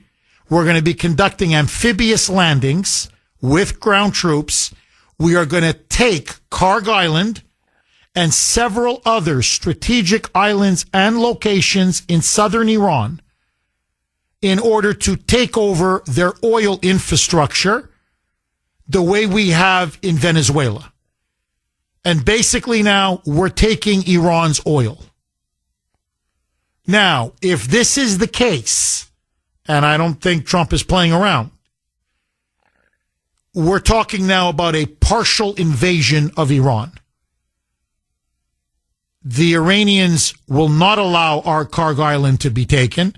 They will not allow their oil infrastructure to be taken. They're going to mobilize their military. They have at least 1 million to 2 million soldiers, and we are going to have to put boots on the ground. How many, we don't know, but it's going to be at least 10 to 15,000 boots on the ground if we are now to do this. But basically now he's telling the Ayatollahs, you're going to lose your oil. We're going to take the oil. We're going to keep the oil. Like Venezuela, we're going to sell the oil. Now, remember, to pull it off in Venezuela, what did we do? We overthrew Maduro. It was some kind of a regime change. To pull this off in Iran, we're going to need some kind of a regime change because the current leadership will not accept this. So they're going to have to create safe zones for our troops to land, to take over Karg and other places, to seize their key oil infrastructure and installations. We're going to have to send in boots on the ground. We're going to have to be able to hold it. And then we're going to have to pound Tehran and pound the leadership, probably with the help of Israel, and kill more of their leaders until someone says, cry uncle. You know, someone just says, we're done. They cry uncle. And like in Venezuela, yes, you can take over our oil infrastructure, our pipelines, our refineries, and you will basically take control over all of the oil in Iran. So we are now looking at a massive, massive escalation. We're no longer just talking about missile or bombing strikes. We're talking now about ground troops, an invasion, and amphibious landings, and having safe zones carved out within Iran. Very high risk. The possibility of our troops getting killed, of body bags coming home, of casualties, is, I think, almost inevitable if we're honest, if we're realistic. I don't know how many, but right now it's 13. It's going to be a hell of a lot more than 13 dead if President Trump follows through on his intention. Now, let me just say very quickly, and then I want to go right back to the phone lines. If this is the mission, if this is the ultimate plan, I don't know why he announced it to the Iranians. Unless it's leverage. Unless he plans to really bomb the living daylights out of them and then psychologically have them so psyched out that they think it's paving the way, laying the ground for a takeover of Karg Island and their oil, and he thinks that will force them to sign the peace deal. In other words, it's a bluff. A bluff backed with a massive bombing and missile strikes, but ultimately to so frighten them, so scare them, that they'll say, no, we don't want a land invasion. We don't want him to strip away and take our oil and seize it. Okay, we'll sign. We'll sign. Just give us the piece of paper, we'll sign. But if he's serious, why would you give it away? I mean, I love the guy. Don't get me wrong. Nobody wants him to succeed more than Jeff Cooner. But you're telling them now you're going to take Karg Island? Well, what do you think they're going to do? They're going to arm it to the teeth. They're going to put everything they have to defend Karg Island and the other islands, which, you know, it could potentially get more of our troops killed. You're telegraphing what should to me be a secret mission. So is he bluffing? Is it he's using this as leverage? Or is he basically telling them, look, I'm coming for you. Get ready. I'm coming for you. And don't say you weren't warned. I don't like it. Not that I don't like the strategy. I don't like the fact that it's being telegraphed. I don't like that. 617-266-6868 is the number. And I'll tell you this. If we do go for the oil, it's going to be a lot. I think you're going to see American casualties. I don't think it's going to be as easy as it sounds. And he may be playing into the mullah's hands because the American people are against this war now. If there are body bags coming home, you're going to see anti-war protests on the streets, and this could really hurt Trump politically. You could see his support evaporate and evaporate fast. Here is the absolute latest. There is now even more breaking news coming out. President Trump now has told the entire nation that tonight we will be hitting Iran very, very hard. His words. He said that we have not hit them hard enough in the last 2 nights. He says tonight he is going to smash Iran with one of the most devastating missile and bombing strikes or campaigns in recent memory. So basically now we are going to fully resume the bombing and missile campaign. He says that Iran is going to feel the full wrath of the United States and Israel. Secondly, and he's preparing the country and the world. Secondly, he's now come out and said his preference the entire time was to take Karg Island. That is an island in the back of the Strait of Hormuz, where it is basically Iran's most vital oil hub. All of their pipelines and infrastructure leads to this one critical hub, whereby they then use the oil there and then fill up oil tankers and refineries and send them out to the world. You control Karg, you essentially control the oil infrastructure within Iran. Trump now says he wants Karg. They're going to take Karg. And he's told the Ayatollahs, either you hand it over peacefully or we will take it over militarily.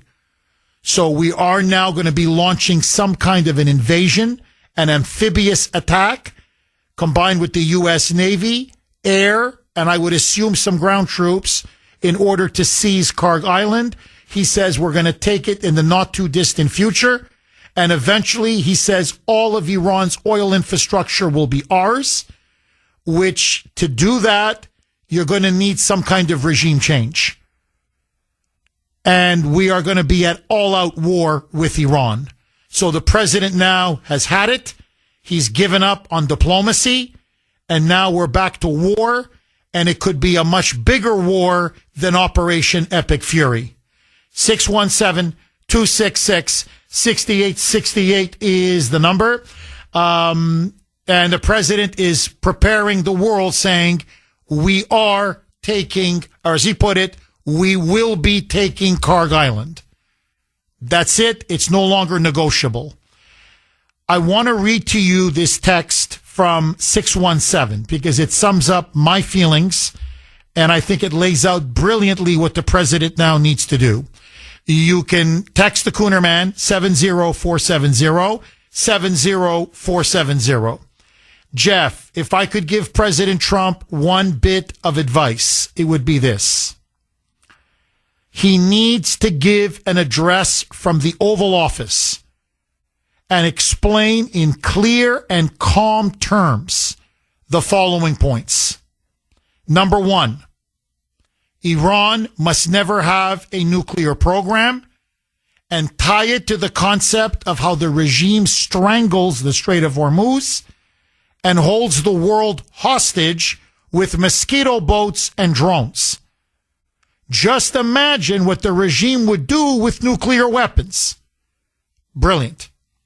If they're doing this to the world with these little boats and some drones, what do you think they're going to do to the world with a nuke? Brilliant point.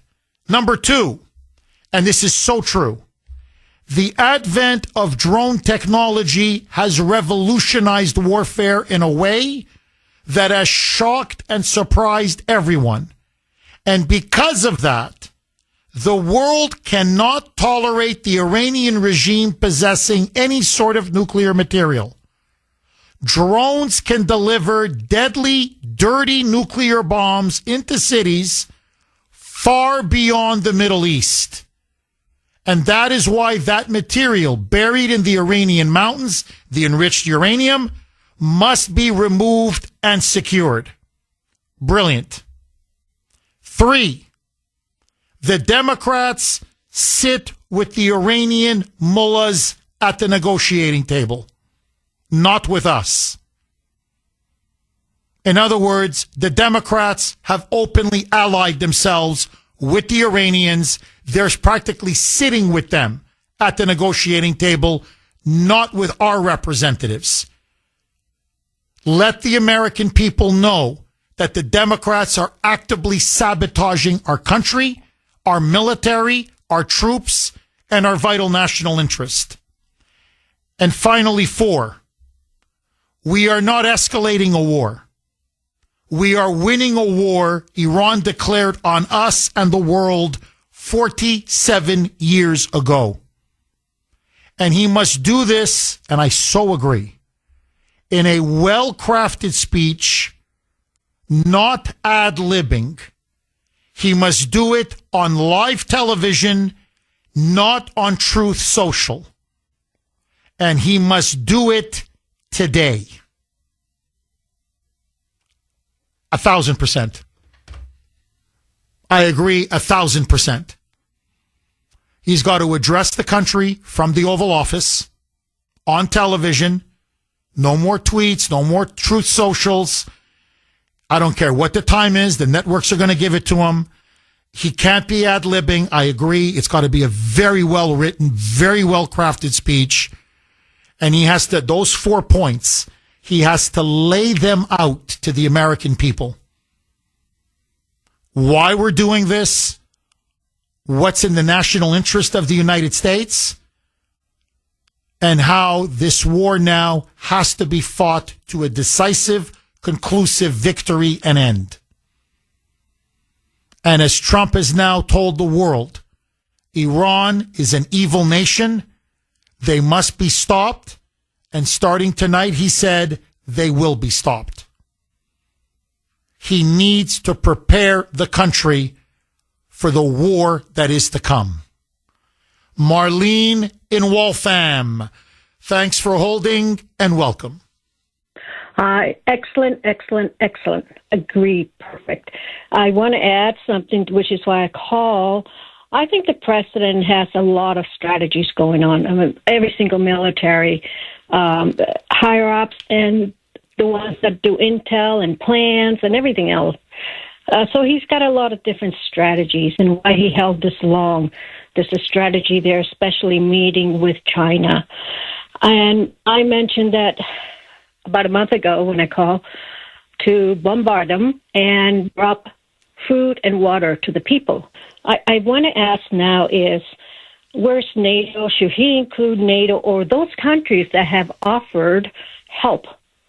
There are countries that have offered President Trump to help out. Let them do the groundwork. We don't have to have our soldiers go and do the groundwork. Let them do the groundwork, and we continue with whatever else we've been doing. What do you think about that? Well, Marlene, I have to say, look, first of all, I think I remember your call, and you were right. If I'm to criticize the president, and I think this is a winning plan, I would have done it earlier. I wouldn't have waited the last 2 months, but I don't know all the details. So maybe I had no choice. But I would have preferred to have done it earlier. But again, I don't know all the details. Secondly, I love your idea of dropping food and water to the civilians of Iran. I would drop leaflets as well in Farsi. Many speak English, but I would also drop it in Farsi to let them know this is nothing against them. We love them. We support them. We want them to rise up. We have their back. This is against their evil rulers and the evil Islamist regime. It's against their government. It's not against them. And we want to minimize civilian casualties. In fact, President Trump now has come out and said, look, I really don't want to hit their bridges or their power plants. I'm not a barbarian. I don't want the civilians to suffer. He goes, I'm trying to do everything I can to prevent that from happening. Now, again, I don't know if he should be saying this in public. To me, that's important information, but I think he's saying it, to be fair to the president, because he wants the civilians of Iran, the citizens, to know, I'm going to do everything I can. I don't want to hurt you. I don't want you to have no power, no running water. I don't want you not to have a bridge, for God's sake, so you guys can't even function or drive or go anywhere. So I'm trying to keep this as surgical as I can. In theory, the more the better. But I'm going to be brutally honest with you, Marlene. A, NATO is letting us do the heavy lifting, as they always do, because that's what the Europeans do. With the exception of a few countries, and they're very few, Poland being one of them, they always stab us in the back. We can never rely on these Europeans in NATO. I'm sorry, but that's just a fact. This kind of an operation, you don't leave it to NATO. You can't. It has to be our finest special forces with the Israeli special forces. They're the ones that have the training, the high skill, the high expertise, the best in the world to get in there, take an island like Karg, which is going to be heavily armed and with minimal casualties and with absolute precision and efficiency. And let me tell you this. I also suspect, I don't have any evidence whatsoever for this, but the way Trump is now going all in, I think he's going to go for the enriched uranium as well. I think he's psyching them out with the whole Strait of Hormuz, and we're going to bomb like you've never been bombed before. So they're going to be focused on the Strait of Hormuz. They're going to be focused on Karg Island, all these other vital islands where they have key oil hubs. And I think they're going to go in as well into those 3 mountainous sites, those 3 nuclear sites. And they are going to go in and they're going to get as much or all of the enriched uranium as well. I think he's going now for their throat. He's going for a knockout blow. And to deliver a knockout blow, you need your best fighters. And that's why I think, Marlene, they could help with logistics. They could help with an air campaign. They could help with the Strait of Hormuz and demining and clearing it out. That's great. But in terms of these invasions or these land operations that now need to be done, it's got to be us and the Israelis, because frankly, no one else is good enough. And let me say one last thing. I'm going to come back to you, Marlene. The Saudis are with us. He wouldn't be doing this. The Kuwaitis are with us. The Qataris are with us. Bahrain is with us. All of these Sunni Gulf countries are with us. And they've been volunteering their Air Force. I believe their Air Force is going to join ours and Israel's. So I don't think it's just going to be 2 countries. I think you're going to see Muslim countries now join us. And I think that's where we're heading. So to everyone, get ready, because tonight, holy mackerel, Iran is going to rue the day. And look, I don't want to pat myself on the shoulder. I really don't. But I told you so. I said these people are idiots in Tehran. You get a deal like this, you're insane. You know, it's like a divorce. And your spouse is saying, take the house, take the car, take it just, and you're like, wow. Yeah, just leave me alone. No, I just want the gun. I just want the gun because you keep threatening to kill me. So give me the gun. Just give me the gun. All I want is the gun. That's it. Just the gun. And I'll give you the house. I'll give you the car. I'll give you the yacht. I'll give you everything. And they won't give up the freaking gun. Okay. I don't know. We go to war. I don't know what else to tell you. Marlene, final word to you. I agree 100%. That was great. And I know they're listening to you, and I know God is listening to all of us. Thank you, Jeff. Thank you. Thank you, Marlene. And may God be with our soldiers. That to me, may God, please say a prayer. Say a prayer for our troops, for our soldiers, our airmen, our sailors, everybody, our special forces, because don't underestimate the enemy. Okay, we have to give the Iranian Revolutionary Guard Corps their due. Are they savages? Yes. Are they barbarians? Yes. Do they enslave their own people? No question. But these are fanatical, dogmatic, hardened fighters. They will fight to the death.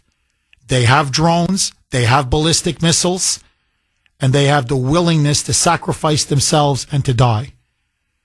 And so they will potentially inflict as much damage as they can. So we have to hit them with everything we have. You don't go light, you go heavy. And you never underestimate the enemy. Agree, disagree.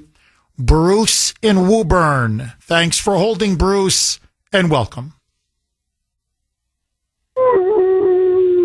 Bruce, buddy. Oh, the Iranians, the mullahs are going to be howling that tonight when they see those bombs dropping. Bruce, do you back the president's decision now for a massive escalation now in the war with Iran? Kicking the can down the road. These are animals. The people there need to be freed. If we have to free them, so be it. But let's make no mistake about it. The Democrats are on the side of the Palestinians. They're on the side of all the bad guys that are over in that area. And they just don't want us to succeed, let alone Trump. They're the enemy within. And I'm telling you, Jeff, what's going on should have gone on a long time ago. But he was trying to make the deal. But like I said to you before, you can't make a deal with savages. They have no conscience. They don't care. They'll commit suicide before they'll give up anything. They just don't care, Jeff. You know, I think, Bruce, you really put your finger on it. Look, I'm just going to say this. That we were low on munitions. We were. I think Trump needed time to rearm. I think that's why he was so laid back and relaxed about the negotiations. And everybody was saying, what's wrong? You know what I mean? The Iranians are breaking the ceasefire again and again, and he's just taking his time. He's taking it easy. He's taking it cool. I think it's because part of him said, I need time. If we're going to really resume this war, I got to make sure we're locked and loaded. And so that's why I'm willing to give him some leeway on whether he should have done it sooner or not, because maybe we were running out of weapons. By the way, I have to say this, and I know it's not pertinent to what you're pointing out, Bruce, but that's another reason why I opposed giving all those weapons to Ukraine. Because we emptied out so much of our stockpile. And so we started to run out of it in the war with Iran. That's why you never empty out your stockpile. Because you never know when you're going to need it. And I know it's easy to say, well, we're not in a war. I don't see us getting into war in the near future. You don't know. To me, it's like a rainy day fund. You know, I don't think we need it. Everything's good. You don't know. An accident can happen. Somebody could get sick. You lose a job. You don't know. Don't touch the rainy day fund. It's there for a rainy day, right? Well, the stockpile, it's there. It's ours. For us, under Biden, we gave so much to Ukraine that when we needed it for Iran, whether you're for or against the war, the point is we went to war. What do you want us to do now? Run out of missiles? Run out of bombs? Run out of, ammunition, weapons? Come on, are you crazy? So that's why I'm willing to give the president a little bit more leeway. But look, I think your point is 1,000% correct. You're dealing with the devil. You're dealing with medieval, primitive, barbaric savages. And now President Trump is reigniting this war, or resuming this war, or escalating this war, however you want to call it, from the highest moral ground possible. He's going to go to the world and say, I gave him 2 months. The ceasefire lasted longer. The negotiations lasted longer than the initial bombing. The bombing was 4 weeks, 40 days, actually. Okay, sorry, 5 weeks, almost 6 weeks. It was 40 days. The peace talks were 60. And look at the terms I gave them. They couldn't be more generous. Wasn't looking for a victor's peace. I didn't even say you have to leave power. I just said no nuclear weapons and reopen the strait, which is in the world's interest on both counts. That's it. And look how they jerked me around, to the point that they were shooting at our Apache helicopter, and if it wasn't for a miracle, our 2 pilots would have been blown to pieces, because the drone went into the Apache helicopter and apparently was burning and was right between our 2 pilots. And so the helicopter crashed into the sea and they jumped into the water. And thank God they were rescued. So he goes, they're shooting down our Apache helicopters as they're negotiating with us? You call that a good faith negotiation? They're freaking crazy. You're dealing with savages. So now you're going to lose Kharg Island. You're going to lose your biggest oil hub. And we're going to take over all of the oil.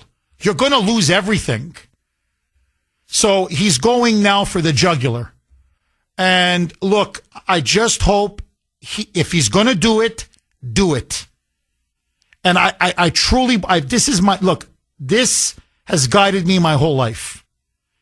Never do half measures. In life, in war, in everything. If you're in, you're in. If you're out, you're out. Usually it works out. But don't be half in and half out.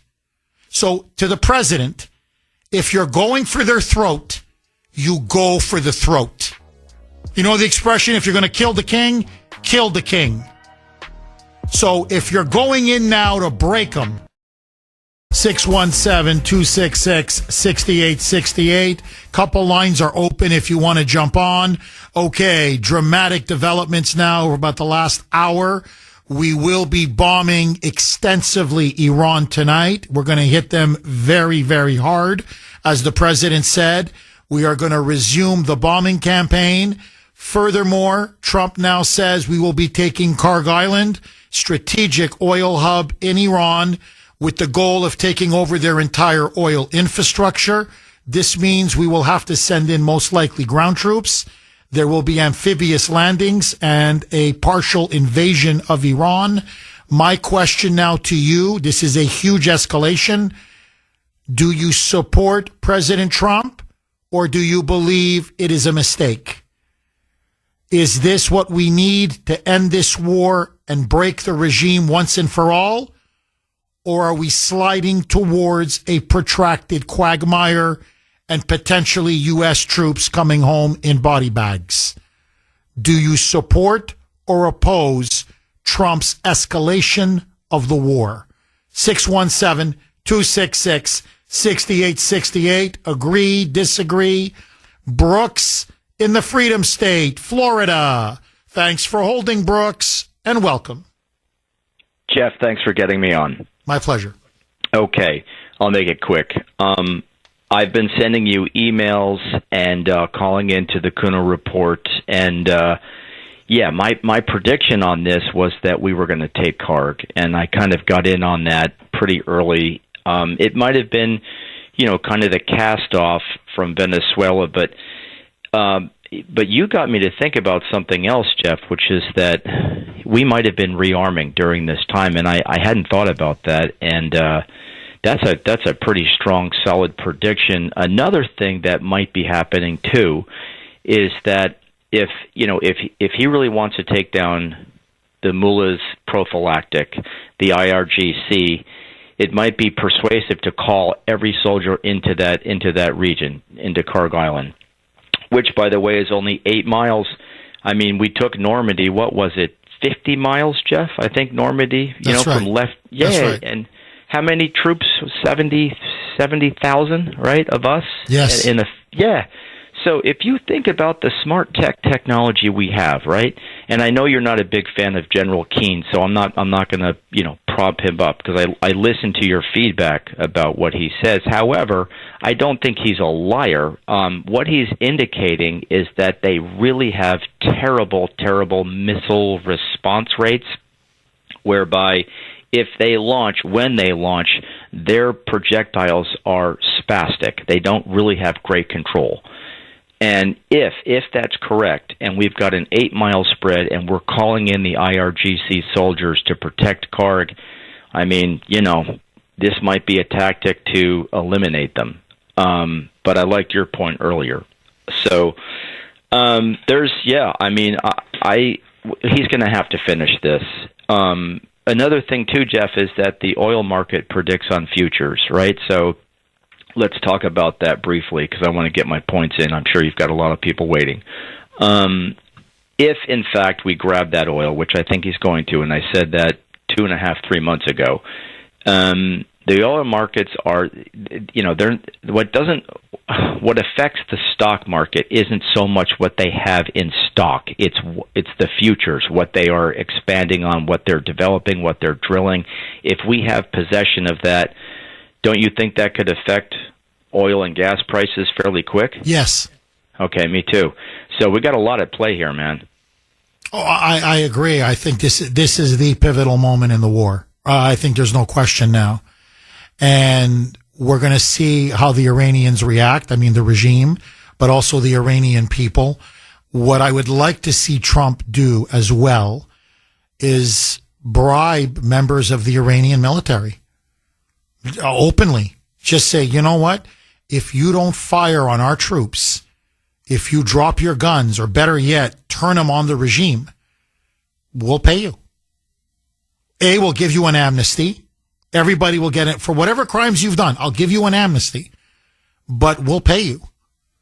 In other words, just have the regime now just plunge into turmoil and chaos, because they didn't see this coming. They thought they had him.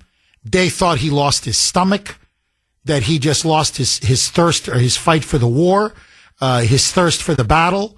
They thought that he was just going to beg them for some kind of a deal, and that they would just string him along and extract concession after concession after concession. And then all of a sudden, he just did a complete 180 2 days ago. And they didn't see this coming. And now I think they're in big trouble.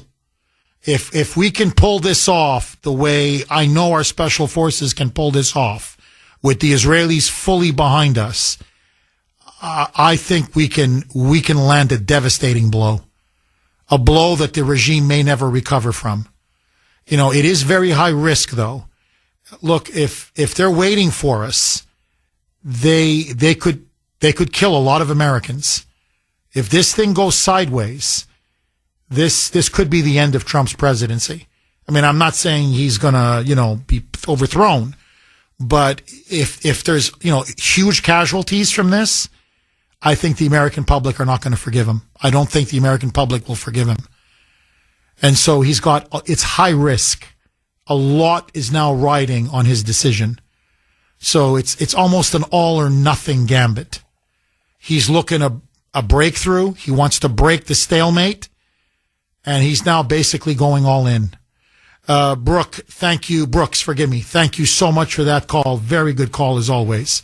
617-266-6868. Jeff Cooner, Boston's Bulldozer. Okay. I don't know if the audience is just a little bit shocked or stunned at the developments and the news of the last hour, or that many of you have just become so jaded because, we're always on the verge of a deal or a couple days from a deal, and many of you may just think, well, Trump may say he's going to really escalate the bombing tonight and take Kharg Island eventually, and that this is now going to be a massive expansion of the war, but I'll believe it when I see it. So I don't know if the audience is just cynical, if you in Cooner Country are just, I'll believe it when it happens, or you're still a little bit shocked and numb at the news. But I've got soft lines. I'm not saying I don't have calls. I'm going to go to the calls, but I'm just a little surprised that the lines aren't lighting up like a Christmas tree. And I'm just looking around. I don't quite understand what's going on here. So let me ask all of you, the great listeners of Cooner Country, A, do you support Trump's decision to clearly now not just resume, but escalate the bombing, and now to potentially launch at least a partial invasion of Iran and to seize the key vital oil hub of Kharg Island? Do you fear American troops will be killed? Do you fear that this could lead to a loss of life and maybe even a further blow to President Trump's credibility? Or do you believe this is the right move at the right time to finally finish and win the war? 617-266-6868. If you oppose this, I'd love to hear from you, obviously. If you support it, I want to hear from you. And are you just not sure it's going to happen? Because there's been so much talk, but almost little follow through for 2 months. And maybe that's why, because the lines are always full. And it's just like nobody's, or not say nobody, but the calls are so much lighter than normal. And I'm like, what just happened here? So are you just jaded? Are you just a little cynical and you're just not going to believe anything until it actually happens? 617-266-6868. Brian in Peabody. Thanks for holding, Brian, and welcome. Mr. Cooner. Brian, go ahead, my friend. Are we talking about generals or are we talking about genitals?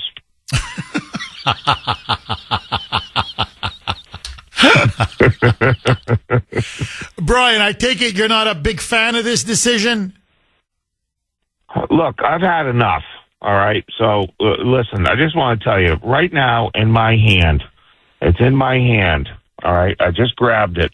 It's $116 Buchanan crimper. Okay, I have to go finish an electrical job, all right? And it's $116, and it's made in China. I mean, have you had enough of this lunatic fringe? So, Brian, you're saying it just leave, walk away, end this now, no more bombing. Enough.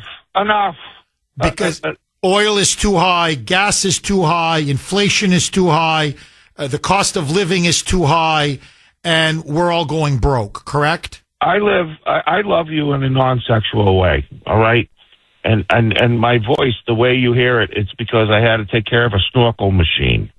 I got chemically sick. Oh, I'm sorry. I have skill. That's all right. I have skills that other people don't have.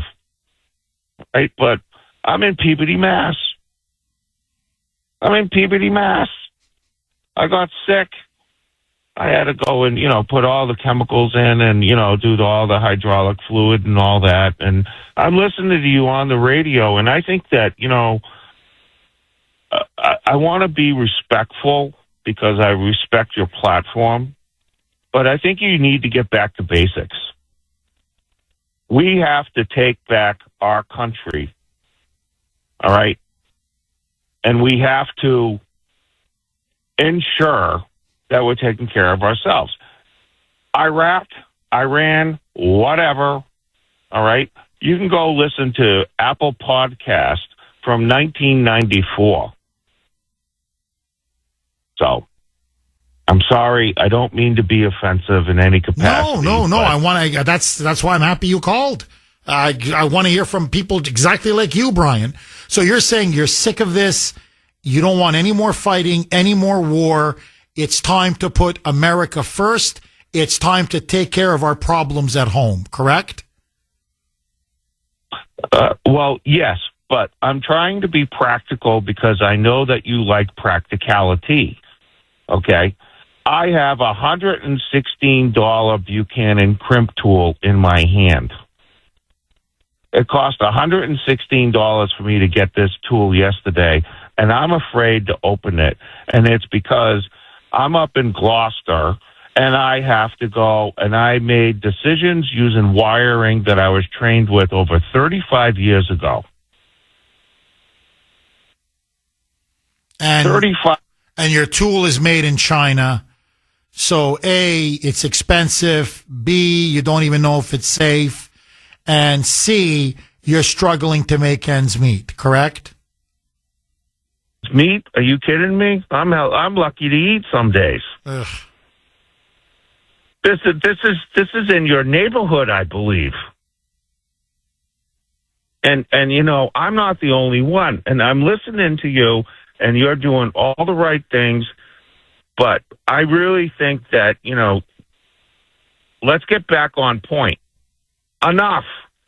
Like you said earlier, enough is enough. And I'm sorry. I know I know my voice sounds a little funny. No, you don't. Your voice sounds fine. You don't trust me.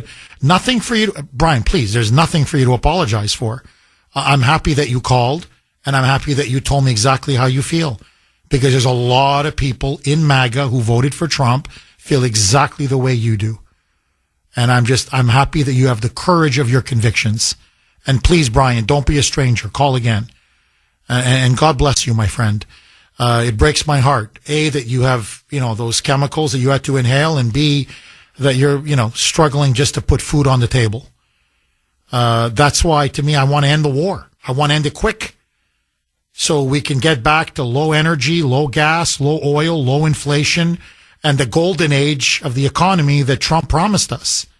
So the middle and working class, we can get back on our feet.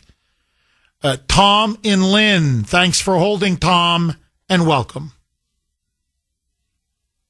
Hi. Hi, Tom. You're getting a pretty lot of good calls today. See if I can add something.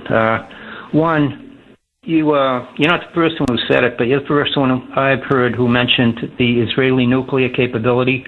Yes. You know, talk about a wild card. There's a real good book about that, The Bomb in the Basement, if you want to read a good book. Number two, we hear a lot about 47 years. The Iranians, it's not 47 years.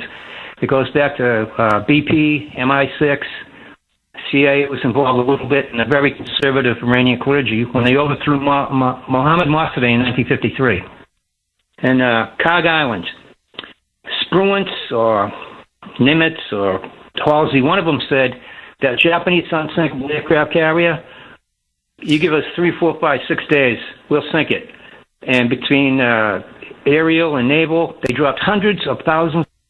Tom, Tom, please hang on. I want you to finish your point on Karg. 617-266-6868. Okay, let me ask you, do you think Epic Fury Part 2, which apparently is going to begin tonight, will have different results than Epic Fury Part 1? Let's go right back to Tom and Lynn. Tom, you were talking about Karg Island. And whether the United States can take it and take it with minimal casualties. Please pick up where you left off. Okay, so the Navy guys said they'd make short work out of Iwo Jima. They bombed it with hundreds of thousands of tons of high explosives from the air and the sea. It took over a month. Iwo Jima is about the same size as Karg Island. The difference is, one of the differences is, the Japanese were not able to resupply Iwo Jima because we had air superiority, if not air supremacy, but Karg Island is right there. They can resupply that. Now, look at a map. 330,000 square miles, the largest lake in the world, the Caspian Sea. I'm looking at the map. I got Iran, Afghanistan, Uzbekistan, country I can't pronounce, Kazakhstan, another country I can't pronounce, Kazakhstan, Russia. So they'll be able to resupply him. This is a mistake. It's a mistake. Tom, just to flush it out a bit more, is because Trump says now he wants to take Kharg Island. We will take Kharg Island. Is it taking Kharg Island a mistake, or do you think resuming the bombing as well is a mistake? In other words, is the whole thing a mistake, or is it just the invasion part a mistake? For too long. The infantry will never be obsolete because once a piece of property has been taken, it has to be secured. About a month ago, Trump was talking about Iran. He says, we're going to annihilate the Iranian civilization. I'm like, annihilate? What is this, a sci-fi movie? We're going to annihilate the Earthlings? What is he talking about? I voted for him 3 times. 2 times that he won, and the 1 time they stole it from him. But I've had it with his grandstanding antics, okay? So, Tom, I just want to get it. So you're saying you're against the bombing, resumption of fighting completely, correct? There's a solution, but, this isn't it. And I don't know. I know all the problems. I don't have too many answers, but this isn't one of them, Interesting. Tom, thank you. Thank you very much for that call. All right. Brian and Peabody, Tom and Lynn, they don't like it. They're telling the president, don't do it. It's a quagmire. It's going to be a mistake. You agree? Agree, disagree? Kathy in New Hampshire. Kathy, I hate to do this to you. 1 minute left. The floor is all yours. Go. Okay, Jeff, it's only going to take a minute. I have to agree with your previous 2 calls. This is totally wrong. We voted for this. Me again, I voted 3 times for him. And I am so disappointed in what he's doing. I don't know if he's on an ego trip. I don't know if he's compromised. I don't know what's going on with him. But he has so let down the American people on every level. This is not the answer. Where's all the other countries that use the Strait of Hormuz? We don't even use it. Where are they defending this property, this strait? This is totally wrong. I am opposed to it. And everybody I talk to and listen to is the same way. He's making a huge mistake. This grandstanding is pathetic. He doesn't have to prove anything. What he needs to do is prove to his base that he keeps his word. No wars, the economy, everything. And he's failed on every count. That's all I have to say, Jeff. Kathy, Mike, how much time left? Kathy, I was going to ask you this, but we'll resume this tomorrow, I promise. Kathy, thank you for that call.